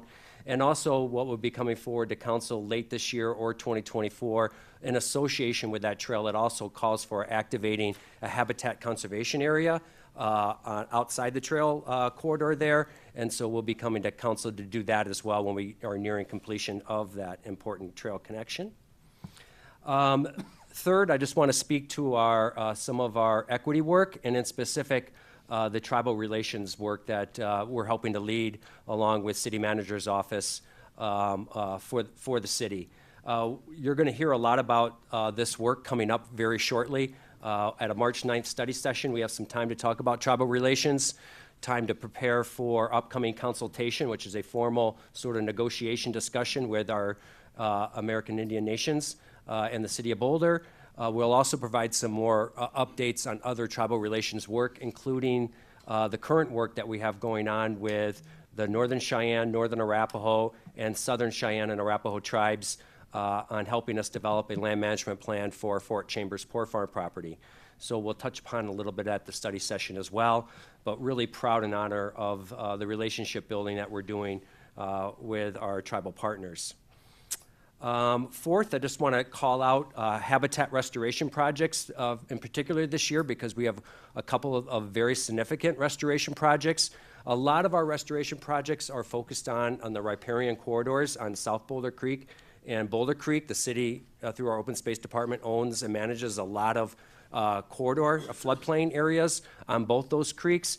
And I'm very excited that we're breaking ground this month on a few hundred-acre restoration of formal gravel mines along Boulder Creek between 75th and 95th. It's a continuum of our restoration going all the way downstream, and this is probably one of our most ambitious restoration projects we've ever done as a department. And then also another restoration in partnership with utilities is our staff is very engaged in developing a mitigation plan for restoring the 119 acres of open space other lands on the CU South property as part of an overall mitigation plan for the South Boulder Creek flood project. So our staff is very involved in helping to envision what that restoration project could mean to the city. Fifth, I just want to call out our continuing work on restoring and reducing impacts on irrigated agricultural fields from the presence of prairie dogs. Many of you may know that in 2020 we received directions to develop some new management approaches in order to help restore some of our degraded irrigated agricultural lands, especially lands where there were severe impacts to our tenants, some lands that we can no longer lease out due to the conditions. I'm really proud to report that we were originally focusing on just under 1,000 acres. We have about well over 300 that have been restored now, and bringing close to bringing back online, and some that are back online in terms of being productive. We also are looking at this third year of full implementation of this new approach to actually step back and do an assessment. This is, a brand-new area for us in some regards, and in terms of incorporating soil health and restoration and prairie dog conservation and mixing all those. And we want to look about how's it going, where we are being effective, where is some inefficiency. So we're going through a complete assessment of that program as well. We're going to be reporting that back out to the board, and depending on where we go with it, we'll probably be updating this body as well sometime in 2023 on an assessment of that management approach. And sixth, and not least, is many of you know that we are doing an assessment on e-bike use on open space. Currently, e-bikes are not allowed on open space trails. There's been a number of different changes from the state level and regionally and locally on e-bikes over the past 4 or 5 years. So staff began about a year ago to look at whether and if and then where to possibly allow e-bikes on certain segments of open space. And that started a year ago. We had a pretty robust community engagement over the summer. We had 4 meetings with the Open Space Board of Trustees. That concluded last month with several motions and a recommendation from the board. And so those motions and a recommendation, as well as a staff recommendation, will be packaged together and brought forward. And right now on schedule is a second reading, staff presentation, and a public hearing on June 1st. So, but to give you prepared with some background information, because there's a lot of information with it, we'll likely be putting together just an informational packet. So you guys can digest some background basic information on the issue, and then the memo will concentrate a little bit more on what we did this year and what we're recommending. So that's our approach, and that's what I have here for you tonight. It's fun that you're going to give them homework. I love it. Council, questions for Dan? All right, if I can have my mic back, we'll go to Mike. Am I really last? Of the department reports, yes, but there are still, fear not, there are still more topics. Okay, well, that wasn't the plan. Good evening, Council. Mike Calderosa, Fire Department. I thought it was supposed to go right after Maris, because anyway. I've got 4 items to share with you. The first 2 really are department focused, and then the other 2, some folks have already in different contexts already spoken about some of the programs that will be assisting or more lead on. The first one is around advanced life support, so advanced medical response. This year, I'm happy to say that in April we'll stand up our first 2 advanced life support units, so that actually adds to the system, and we'll set them up here in the core of the city. That starts to allow us to analyze the reduction in response times, which is a big goal for the department. The idea really is to build out from the core of the city, and eventually the entire city will be covered with a lot of extra advanced life support units. So that's an exciting foray for us in 2023. The other one, I'm going to sound like a broken record, because you've already heard about recruitment multiple times now, but it is a challenge in public safety, it seems. So even in the fire service in general is struggling. We do have a master plan goal around improving diversity with respect to gender in the workforce, but equity and diversity in the workforce in general is something we want for the long term. And our existing recruitment processes and even testing processes for candidates is probably leaving large potential pools of candidates out there that we're missing. And so one of the things we'll be doing this year with our Workforce Recruitment Development Committee that works with HR is to come up with a different way of doing that going forward. And I'd like to have at least a pilot version of what recruiting could look like going forward for us, and testing to implement by the end of the year, so probably 4th quarter, in time for our first candidate class in the spring of 2024. So hopefully that will change things for us, and we'll see bigger pools come to the table and more diverse pools. So that's kind of exciting for us too, because it's a radical departure from what we've done in the past. And the other 2 have already been mentioned by different directors. One is the alternative response vehicle in partnership with PD and HHS. You got a foreglimpse of that. I believe it was the December study session, and we heard you loud and clear about coming up with good outcome measures around that particular pilot. I can tell you from the fire department's perspective, adding medical care to that team will have the impact of allowing us to divert more 911 calls out of the 911 system, so saving our advanced care responders for different other calls, more acute ones. And so that's one measure, but it's not an outcome measure. It's definitely one that we're looking to see if it does impact us in that way. And then the last item is really a big one, and that's wildfire resiliency. It's been briefly mentioned. There's a cross-departmental group, including the city manager's office, that's been working on a lot of things wildfire resilience related. Next week, you'll get a touch of what some of that group's been working on in the ATB conversation. Our focus on the fire department side for 2023 is definitely achieving our goal around detailed home assessments. So we would like to do 60% or more of those. The way it's written in the master plan right now is just a general curb assessment where we don't actually need permission, but we certainly want more people to volunteer in and get more detailed home assessments. And then we'd like to help them actually implement those rather than, hey, here's what you got to do, but go figure it out on your own. So that's part of what we'd like to be able to do this year.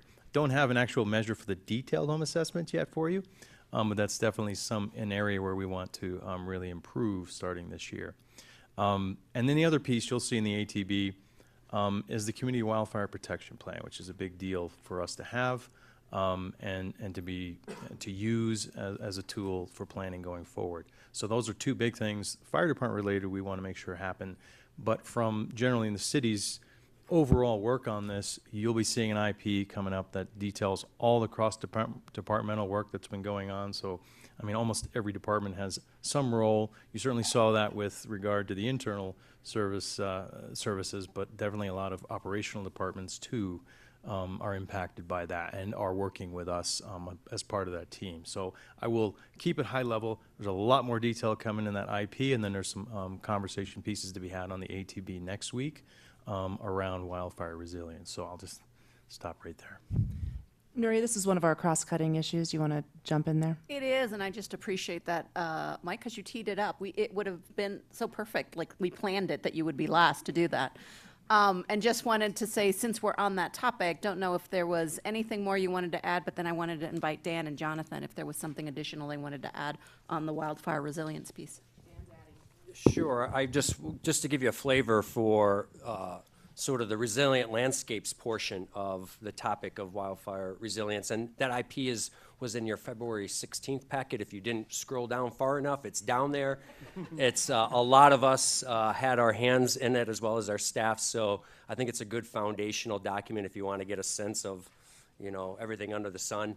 That's a great document. But just to give you a little bit more flavor for 2023, CWPP open space will obviously be a big component of that. We'll have bring our staff expertise to the table. We'll provide OS&P specific GIS data to the table on that.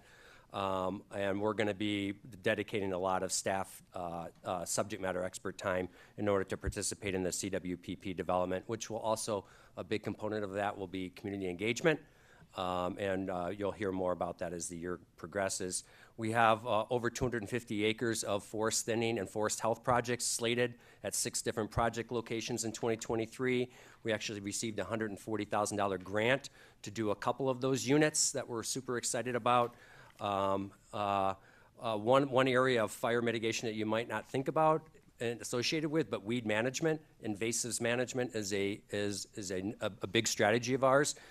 You probably are familiar with the tall oak grass project and the reintroduction of cattle back on the Shanahan Ridge area.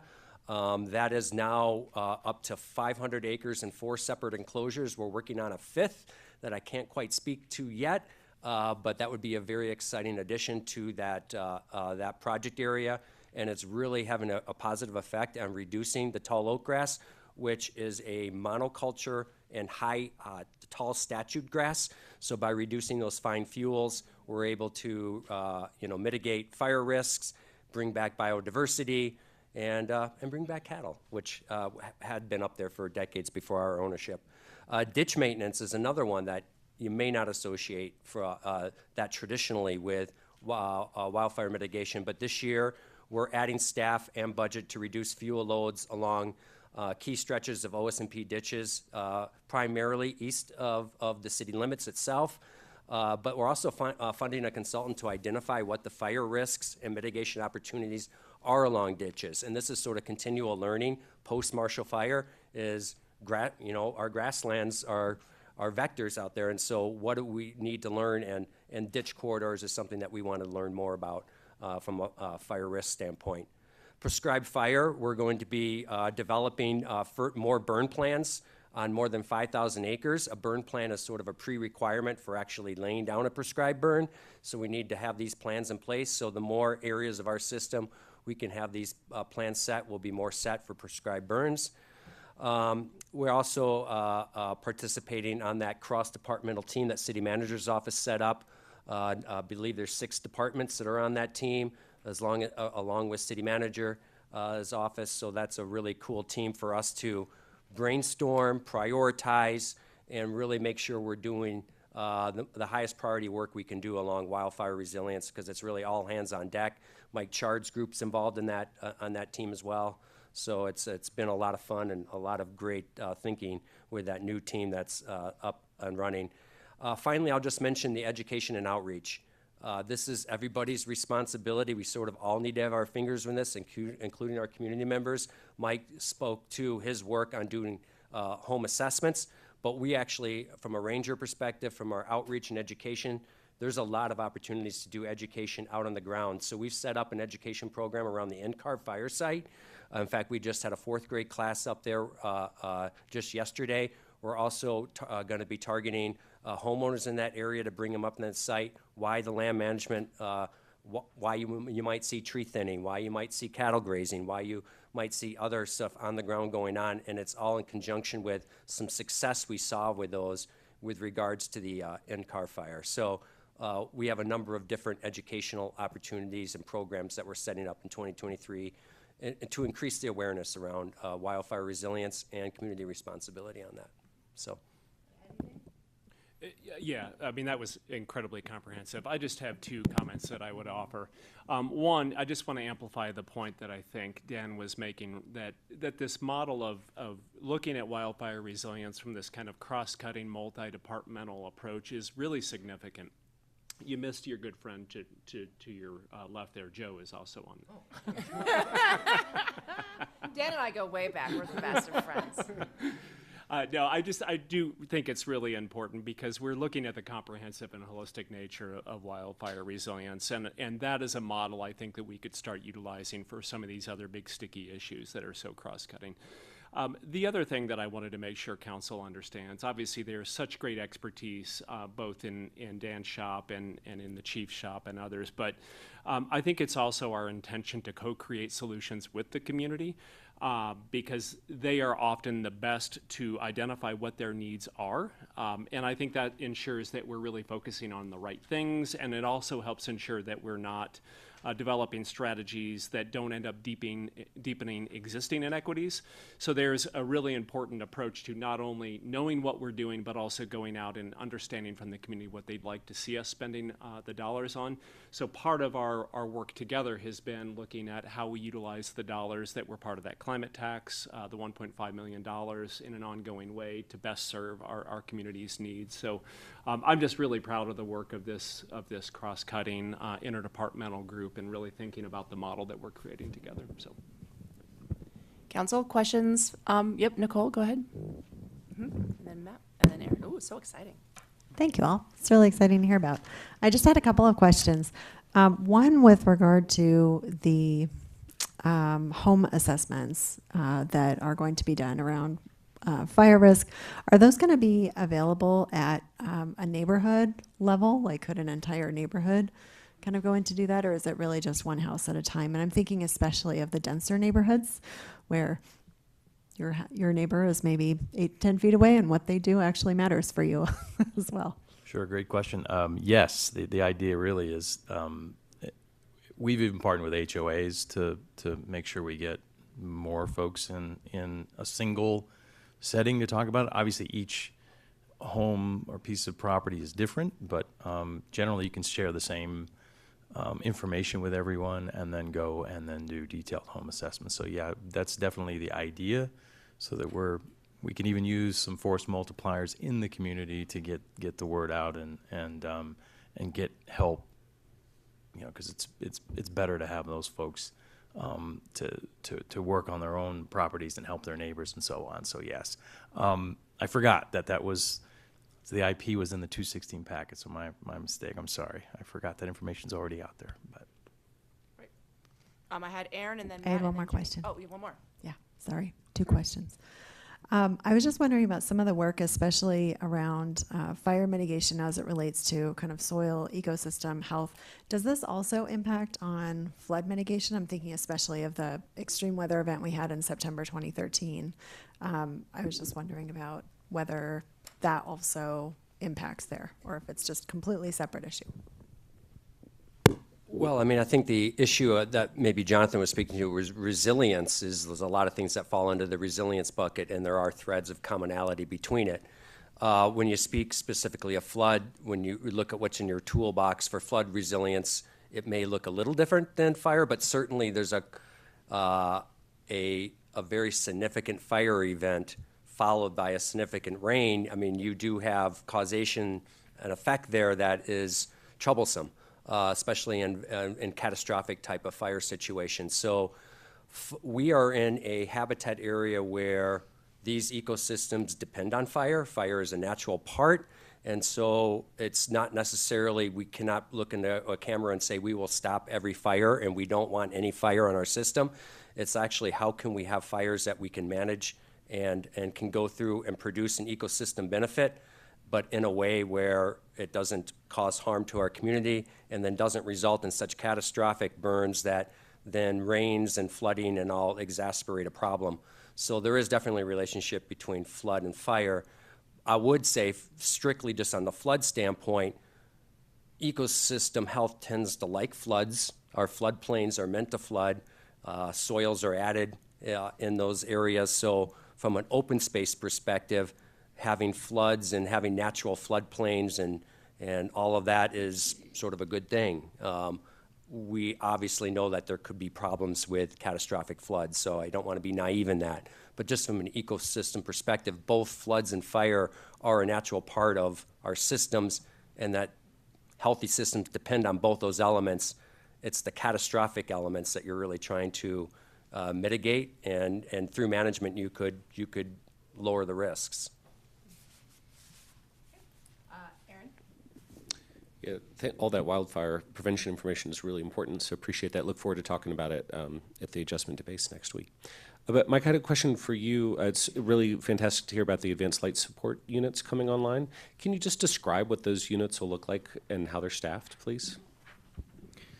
Thanks for that question. Actually, I probably wasn't clear that what it does for us is it converts existing fire apparatus into advanced life support units, so there won't be a visible change other than they will carry different equipment on those trucks. They represent an extra unit in the system in addition to the contracted ambulances that we already have, so that any unit can be called upon for an acute medical call, including the fire trucks in a general area, so we truly get closest unit response for an acute emergency that would require them. Got it. So 2 of our existing fire trucks will become advanced life support units in addition to their existing firefighting capabilities. Yes. Fantastic. Thanks. Matt, you're up. Well, this is, wildfire is sort of the critical issue. It's at the forefront of our minds. And so I appreciate all the work that has been ongoing and looking to expand. I think a question for us as policymakers is, are you planning on bringing any ordinances to us as part of this sort of new wave of things? And so I'm curious if you envision it, or hope so. And before I say that, I would hope everything is on the table with regards to ideas and thoughts and concepts with regards to wildfire mitigation. I'm sure it is, but it bears repeating for those maybe listening that everything needs to be on the table. So nonetheless, just curious about any ordinance or stuff that we need to sort of think about from a policy perspective. I'll jump in and say everything is on the table. I don't know of any particular ordinance recommendations at the moment. I would say that the most direct impact in terms of wildland resiliency is already in our code, the Wildland Urban Interface Code. So there will probably be conversations about that. the logical thing to talk about is what about retroactive or the size of the wildland urban interface zone? Those are definitely conversations for council to consider, but we don't have any plans at this point to bring those up. Those are still internal conversations to figure out how we would even, what impacts those would potentially have and how we would even propose something like that. Great, thank you. I mean, just one thing off the top of my head is I think about certain landscaping, whether we think about the built environment, is there any more protections we can give from our, like how we're building things? So if that's in there, awesome. If we can get to that place, that'd be great. But those are the things I'm sort of curious about layered on top of the work already being done. Appreciate it. Thanks, Matt. Junie? Thank you. I just had a question about, you were talking about wildfire and wildfire mitigation or prevention, and I wanted to know what are some of the technologies that you're looking into, or is this something that the department is struggling with in accessing? So I wanted to know a little bit more about that. Thank you. Well, in terms of some of the, and I'll just speak for the resilient landscapes, a lot of it is people work. So enhancing the size, next week, well, one of the thoughts for enhancing in the climate tax dollars is, what about going to a year-round forestry crew instead of a 9-month forestry crew? There's a lot of things we can accomplish in the winter that if we had expanded capacity to do that. There's certain equipment that would allow us to access certain areas that we're not able to right now. So there is equipment issues for doing more on-the-ground land management stuff. We're really having great success with very targeted, prescribed grazing. That takes infrastructure. Temporary fencing, move that along the wildland interface. That's time-intensive, people-intensive. So a lot of the land management stuff doesn't rely on a lot of new technology. Where technology may come into play would be more on the early detection element and those aspects of wildland fire resiliency that I probably am not the best person to speak to, but I know that there is technologies that other communities are using that we could look at in terms of detection, and I know that's going to already conversations and future conversations for us. Yes, so I'll just add that the county, we've been working with the county as well, and they have some wildfire detection cameras already in play. So this core team, part of the work that's being done is, what's the role of the city as the large landowner as well around us in terms of prevention, mitigation, and response, along with our county partners. And just so folks know this generally, the Marshall fire, the NCAR fire, it was our team that actually started the management of those fires.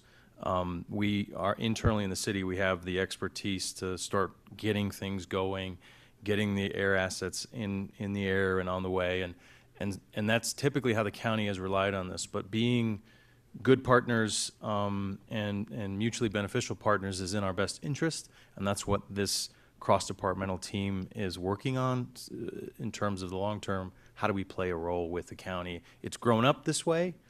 What does it look for the next 10, 20 years as far as Boulder's role? And the camera detection system is something we did collaborate with them on and talked with them about putting in place. So the county has those. I can't tell you where they are. I don't actually know. But I know that's part of our approach now to trying to get early detection and getting the teams rolling as fast as possible. Can I call a quick clarify? Wasn't there an opportunity for a grant the last time I think you checked in with us, where the county was, I think, within days of that check-in, about to apply for a grant to get access to working with scientists for the remote sensing and satellite detection? Did that work out? And because I don't know if that's piggybacking on kind of where you were referencing on detection. I'll have to check in and get back to you on that one. Yeah. Anything else on wildfire resiliency? Give me. Turned it off. Mine. Cool. All right. In that case, moving on to our next cross-cutting, cross-departmental topic, SAMPS. Joe, you started that one? I'm starting. Yours that one. Okay, great. Yep. And so, Council, we certainly will give it to Joe because a lot of his team leads it, but this is another one of those sort of cross-departmental efforts. And what I hope you're seeing through this evening is how much we've increased those cross-departmental efforts. There is very little, I think, that city does that just really lives in one siloed department. And we really are being intentional about what that looks like. The work for safe and managed public spaces is no different, and we have 4 directors, and certainly myself as I come to those meetings, but listen to their expertise as that moves forward. So police and HHS, Parks and Recreation, and obviously utilities are our leadership team as that moves forward. And frankly, behind them are the people that do the work as we move forward.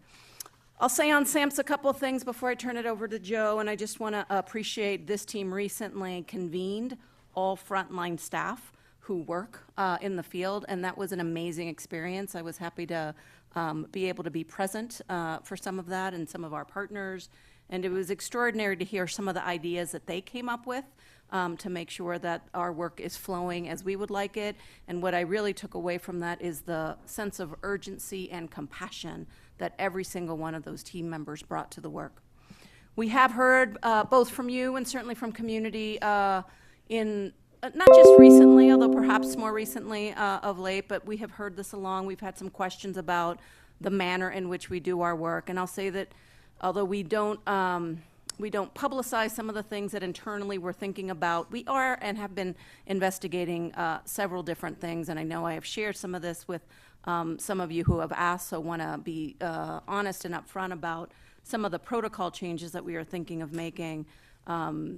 We have a protocol, and like many other cities, we have an established protocol. We have a prioritization document about where we do encampment cleanups and the manner in which we do that. One of the things that has come up, we know we've had conversations with you all publicly, we've had conversations internally about what that looks like, but bike paths and underpasses to me are very critical because of the speed and the velocity of which cyclists are coming, and they may not see debris in time. That is an area where it's an appetite for risk question, right? And one that I think it is appropriate to think about our notification requirement. It is not that it is an extra place where we say no camping, especially here, because the camping is banned currently by policy all across the city, but it is one where the current 72-hour notice provision is likely to get modified. And before we do that, we need to make sure that we understand the impacts of that. It will likely mean that there will be more touch points with PD for folks. It is easy to take materials and perhaps move a tent aside or pick up debris that is in the roadway, but if there are folks that are more reticent to comply with that, then we will have to take other measures as that moves forward, and we want to make sure that we have the appropriate training, the appropriate protocols in place before we take that step, but that is in the works. There certainly have been conversations, and I expect we'll have conversations tomorrow about other areas. Areas around schools have come up about creating an exclusionary zone. Certainly we have been thinking, and I know legal has been researching that. The difference, I think, in other communities that do have such zone is that camping is not completely banned across the city. And so it is not an effort in our city where that is the case by policy, then it kind of doesn't make a whole lot of sense to say there is no camping, and especially here, right, as that moves forward. And so we'll be continuing to think about that. We also, as we think about children's safety, and I know I certainly have received a lot of emails lately about it, all of us, I think, care deeply, not just about children's, but about children's safety in a variety of areas. Children are not just at school, but they are walking in parks, they are walking to libraries, they are walking to and from school. So we want to be thoughtful about how we go about it, but we certainly anticipate having that deeper conversation with you all on April 13th. So with that, I will send it over to Joe. That was really good. Thank you. So for the safe and managed public spaces work, that the last time we talked about it in detail was during the budget process, and certainly there was a lot of discussion about people and how we're thinking about that. And Nuria just mentioned the April 13th update. We'll get into some of that. in April, but tonight I'm going to speak primarily to the unsanctioned camping and the cleanup work that we do with our cross-departmental internal team. And as was just mentioned, there are numerous departments who have a role in that work. And again, a quick refresher, up until 2021, we performed that work, primarily relying on an outside vendor that was managed really independently. Each department was kind of doing its own thing. And then in 2021, with support from council, we formed our internal public spaces crew, have 5 people in utilities who have been doing the cleanup work, and a much more coordinated approach across departments, like a lot of the things that you're hearing here tonight. And then in last year's budget process, the funds were provided for us to lift up a second crew, a 4-person crew. So just some brief updates, probably touching on some of the things similar to Nuria's part of it.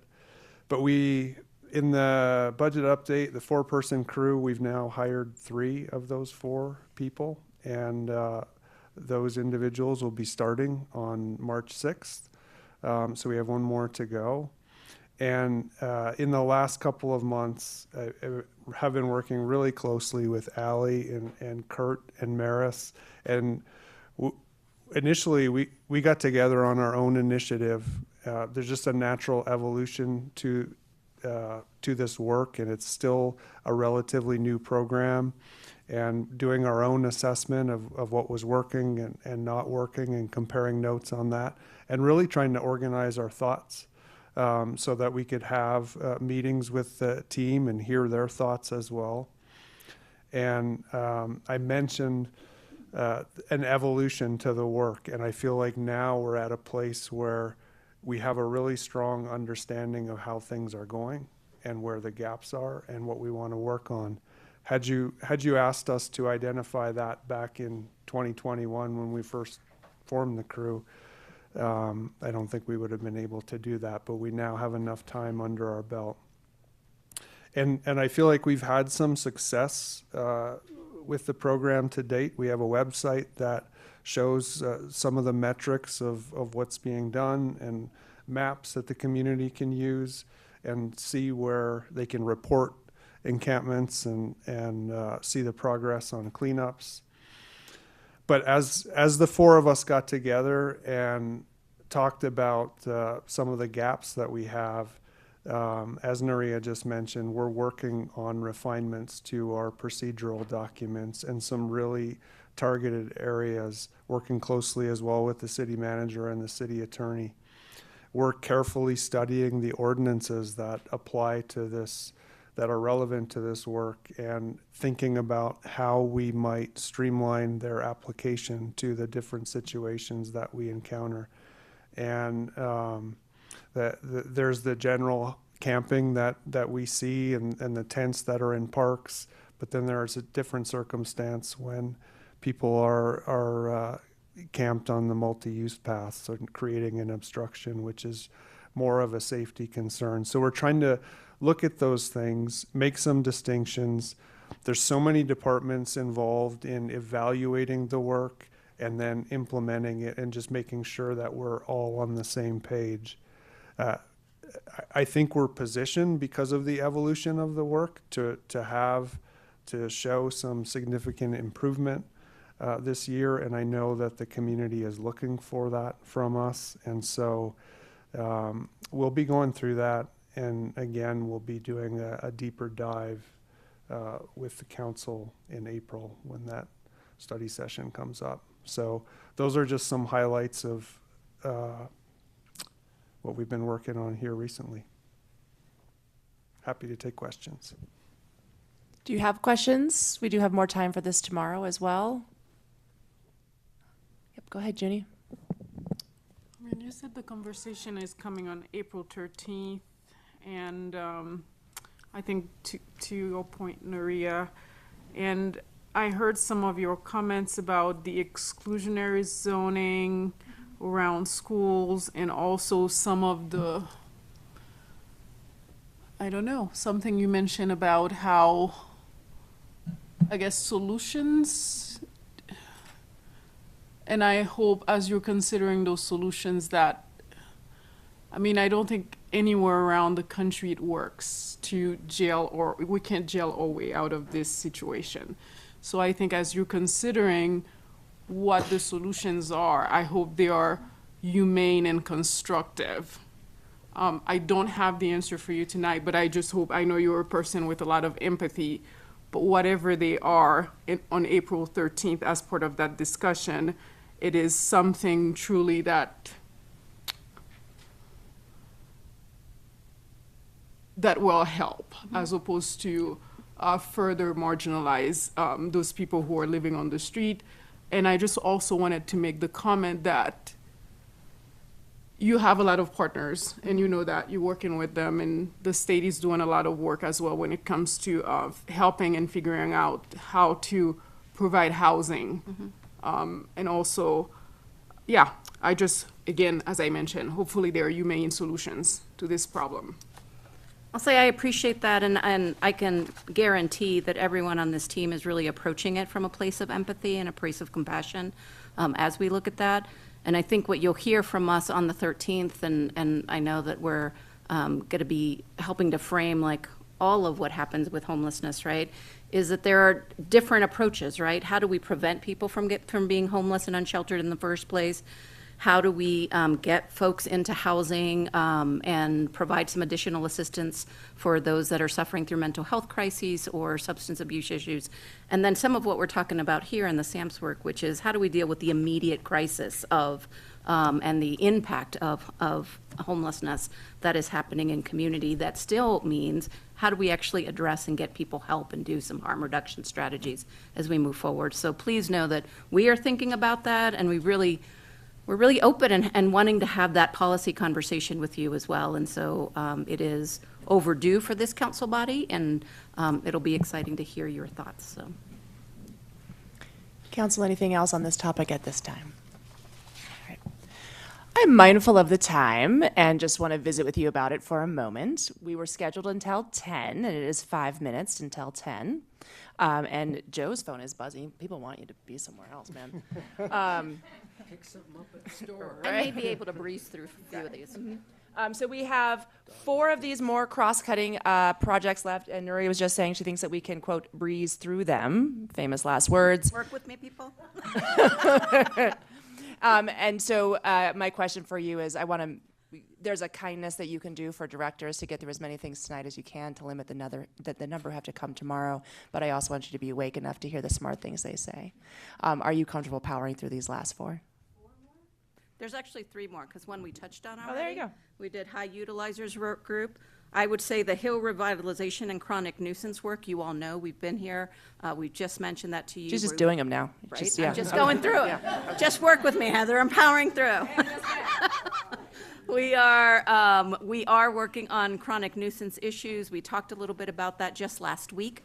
So we will be coming back to you, and again, happy to entertain any questions today or tomorrow, but I think that is work that has been most recent, and you've been pretty well versed on.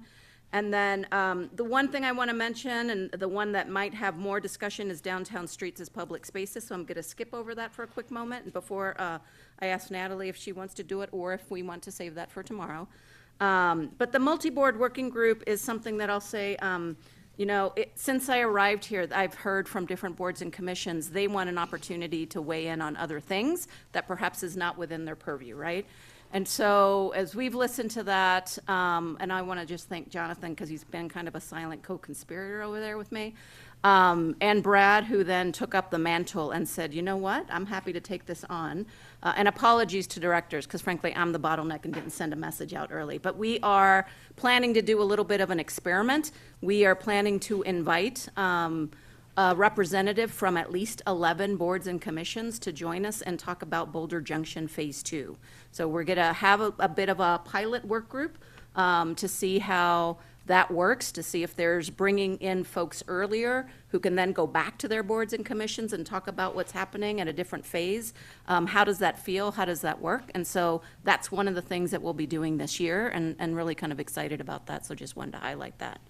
And with that, unless there's major questions on that, we really only just have downtown streets as public spaces. You got 2 minutes, Natalie, go. Okay.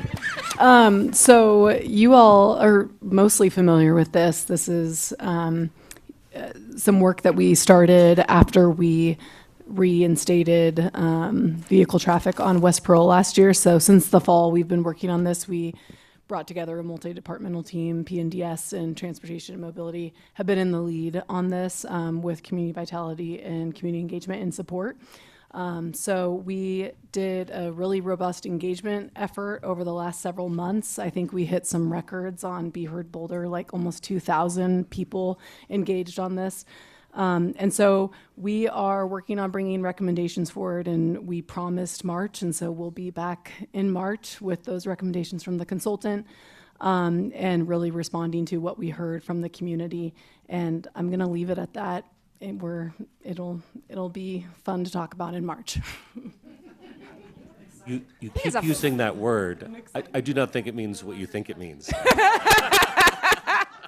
I was going to say fun drinking game. Every time Natalie says fun, we all take a hit of something. All right. Council, any follow-up questions on any of those items? All right. Nuria, that was just leadership right there. That was like, we're just doing it. Fantastic. All right, Council, a couple of things.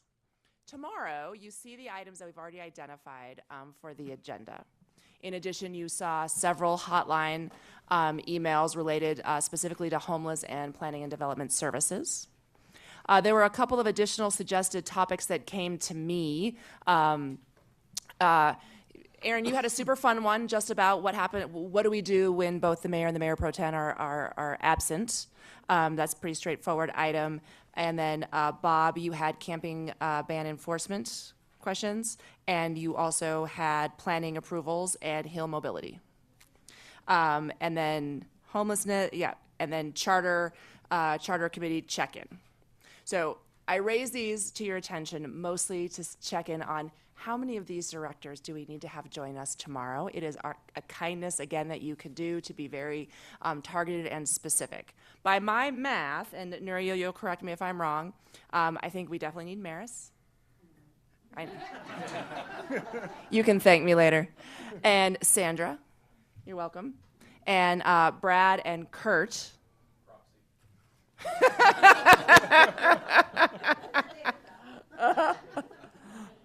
And then, Nuria, I had a bunch of others with question marks. Did you want to nominate any of your other directors to join us? I would just say, unless there are questions on wildfire resilience that are anticipated tomorrow, which I don't think there have been, then we can let Jonathan and Dan go. Sarah, it's up to you if you would like to join us in some of the conversations about encampment. Not necessary. And then Chris, whether there's conversations about Hill and the juncture to that is also welcome to join us as well. Okay. Council, you also know the questions that you might have or the things you might want to hear about on these topics. Did you want to request the presence of any other directors to ensure that we have the expertise in the room that you may need? Nuria, I think you should come too. Okay, yeah, great. All right. Ma'am, Chris, will you join us, please? It's going to be great, Chris. Sorry, I should have said the Sam's team too, Allie and Joe. Oh, great. And congratulations, Allie and Joe. Lovely, lovely, lovely. Look at the joy Maris is taking in that. Go ahead, Bob. Natalie, do you want to participate if we get into a hill discussion on mobility? Yeah. Sure. I know you wanted to. You're waiting for somebody to call on you. Okay. All right. Bob, Thank you for owes that, Bob. several beers for that, I think. Mayor, Council, any other directors that you anticipate needing? Fantastic. So those of you who were named, we look forward to spending some more time with you tomorrow. Those of you who are not, thank you for your service this evening. Enjoy your Friday night. Have an extra beer or whatever for the rest of us. We'll be right back in that window. All right. Mayor and Council, before we jump, I have an assignment for you for tomorrow's icebreaker. Before I jump into that, Junie, you wanted to say a quick thing? Yes, thank you. I really had a great time here today. I learned a lot, but tomorrow I may not be here with all of you, so I'm still trying to figure it out, but I've already mentioned it to the mayor and also to you, Heather, as well, but I wanted to share it with the rest of the room. Thank you. Thank you, Junie. Council, I would like for you, between now and tomorrow evening, to reflect a little bit on a specific time when you have been on council, when your view was not the majority view, and how the meeting proceeded. When your view is not the majority view, and you left that council conversation feeling comfortable and that you were heard. What I'd like to know specifically from you tomorrow is what happened in that meeting that made you feel comfortable and made you feel heard? Was it the way the conversation was set up? Was it the materials? Was it something that another colleague on council said or did that really made you feel heard? Hoping that we can draw from this perhaps some recommendations from you for each other, for when my ideas do not prevail, this is how you can help me really be okay with that and walk away knowing that I've been respected and heard by my colleagues in council. So I'll just give you each a few minutes to share a time, and again, just your specifics will be welcome. If you'll say, remember that time we talked about the insert topic here, I was in the minority, and man, I really saw this from you, or I heard this. So details welcome, not 4-hour stories, but details to the best of your ability. What? If you're still talking after 5 minutes, I'll wonder if perhaps you're rambling. How about that? Okay. All right, council, do you understand your assignments? Okay, fantastic. Looking forward to hearing those. Mr. Mayor. I just have to say something since we won't have all of you tomorrow. Please. These are like 30 of the most absolutely smart, talented, and creative people that I have ever known. Oh my goodness. I'm so proud and honored to be part of this organization. But what I learned tonight is that you're also a lot funnier than I realized. Right? So, right on. It's been a great night. It's been a great night. Right. All right. See many of you tomorrow night. Mayor and council, thank you very much. Directors, thank you for your perseverance as always. Observers, brave choice. Appreciate you. We'll see you tomorrow, everybody. Good night.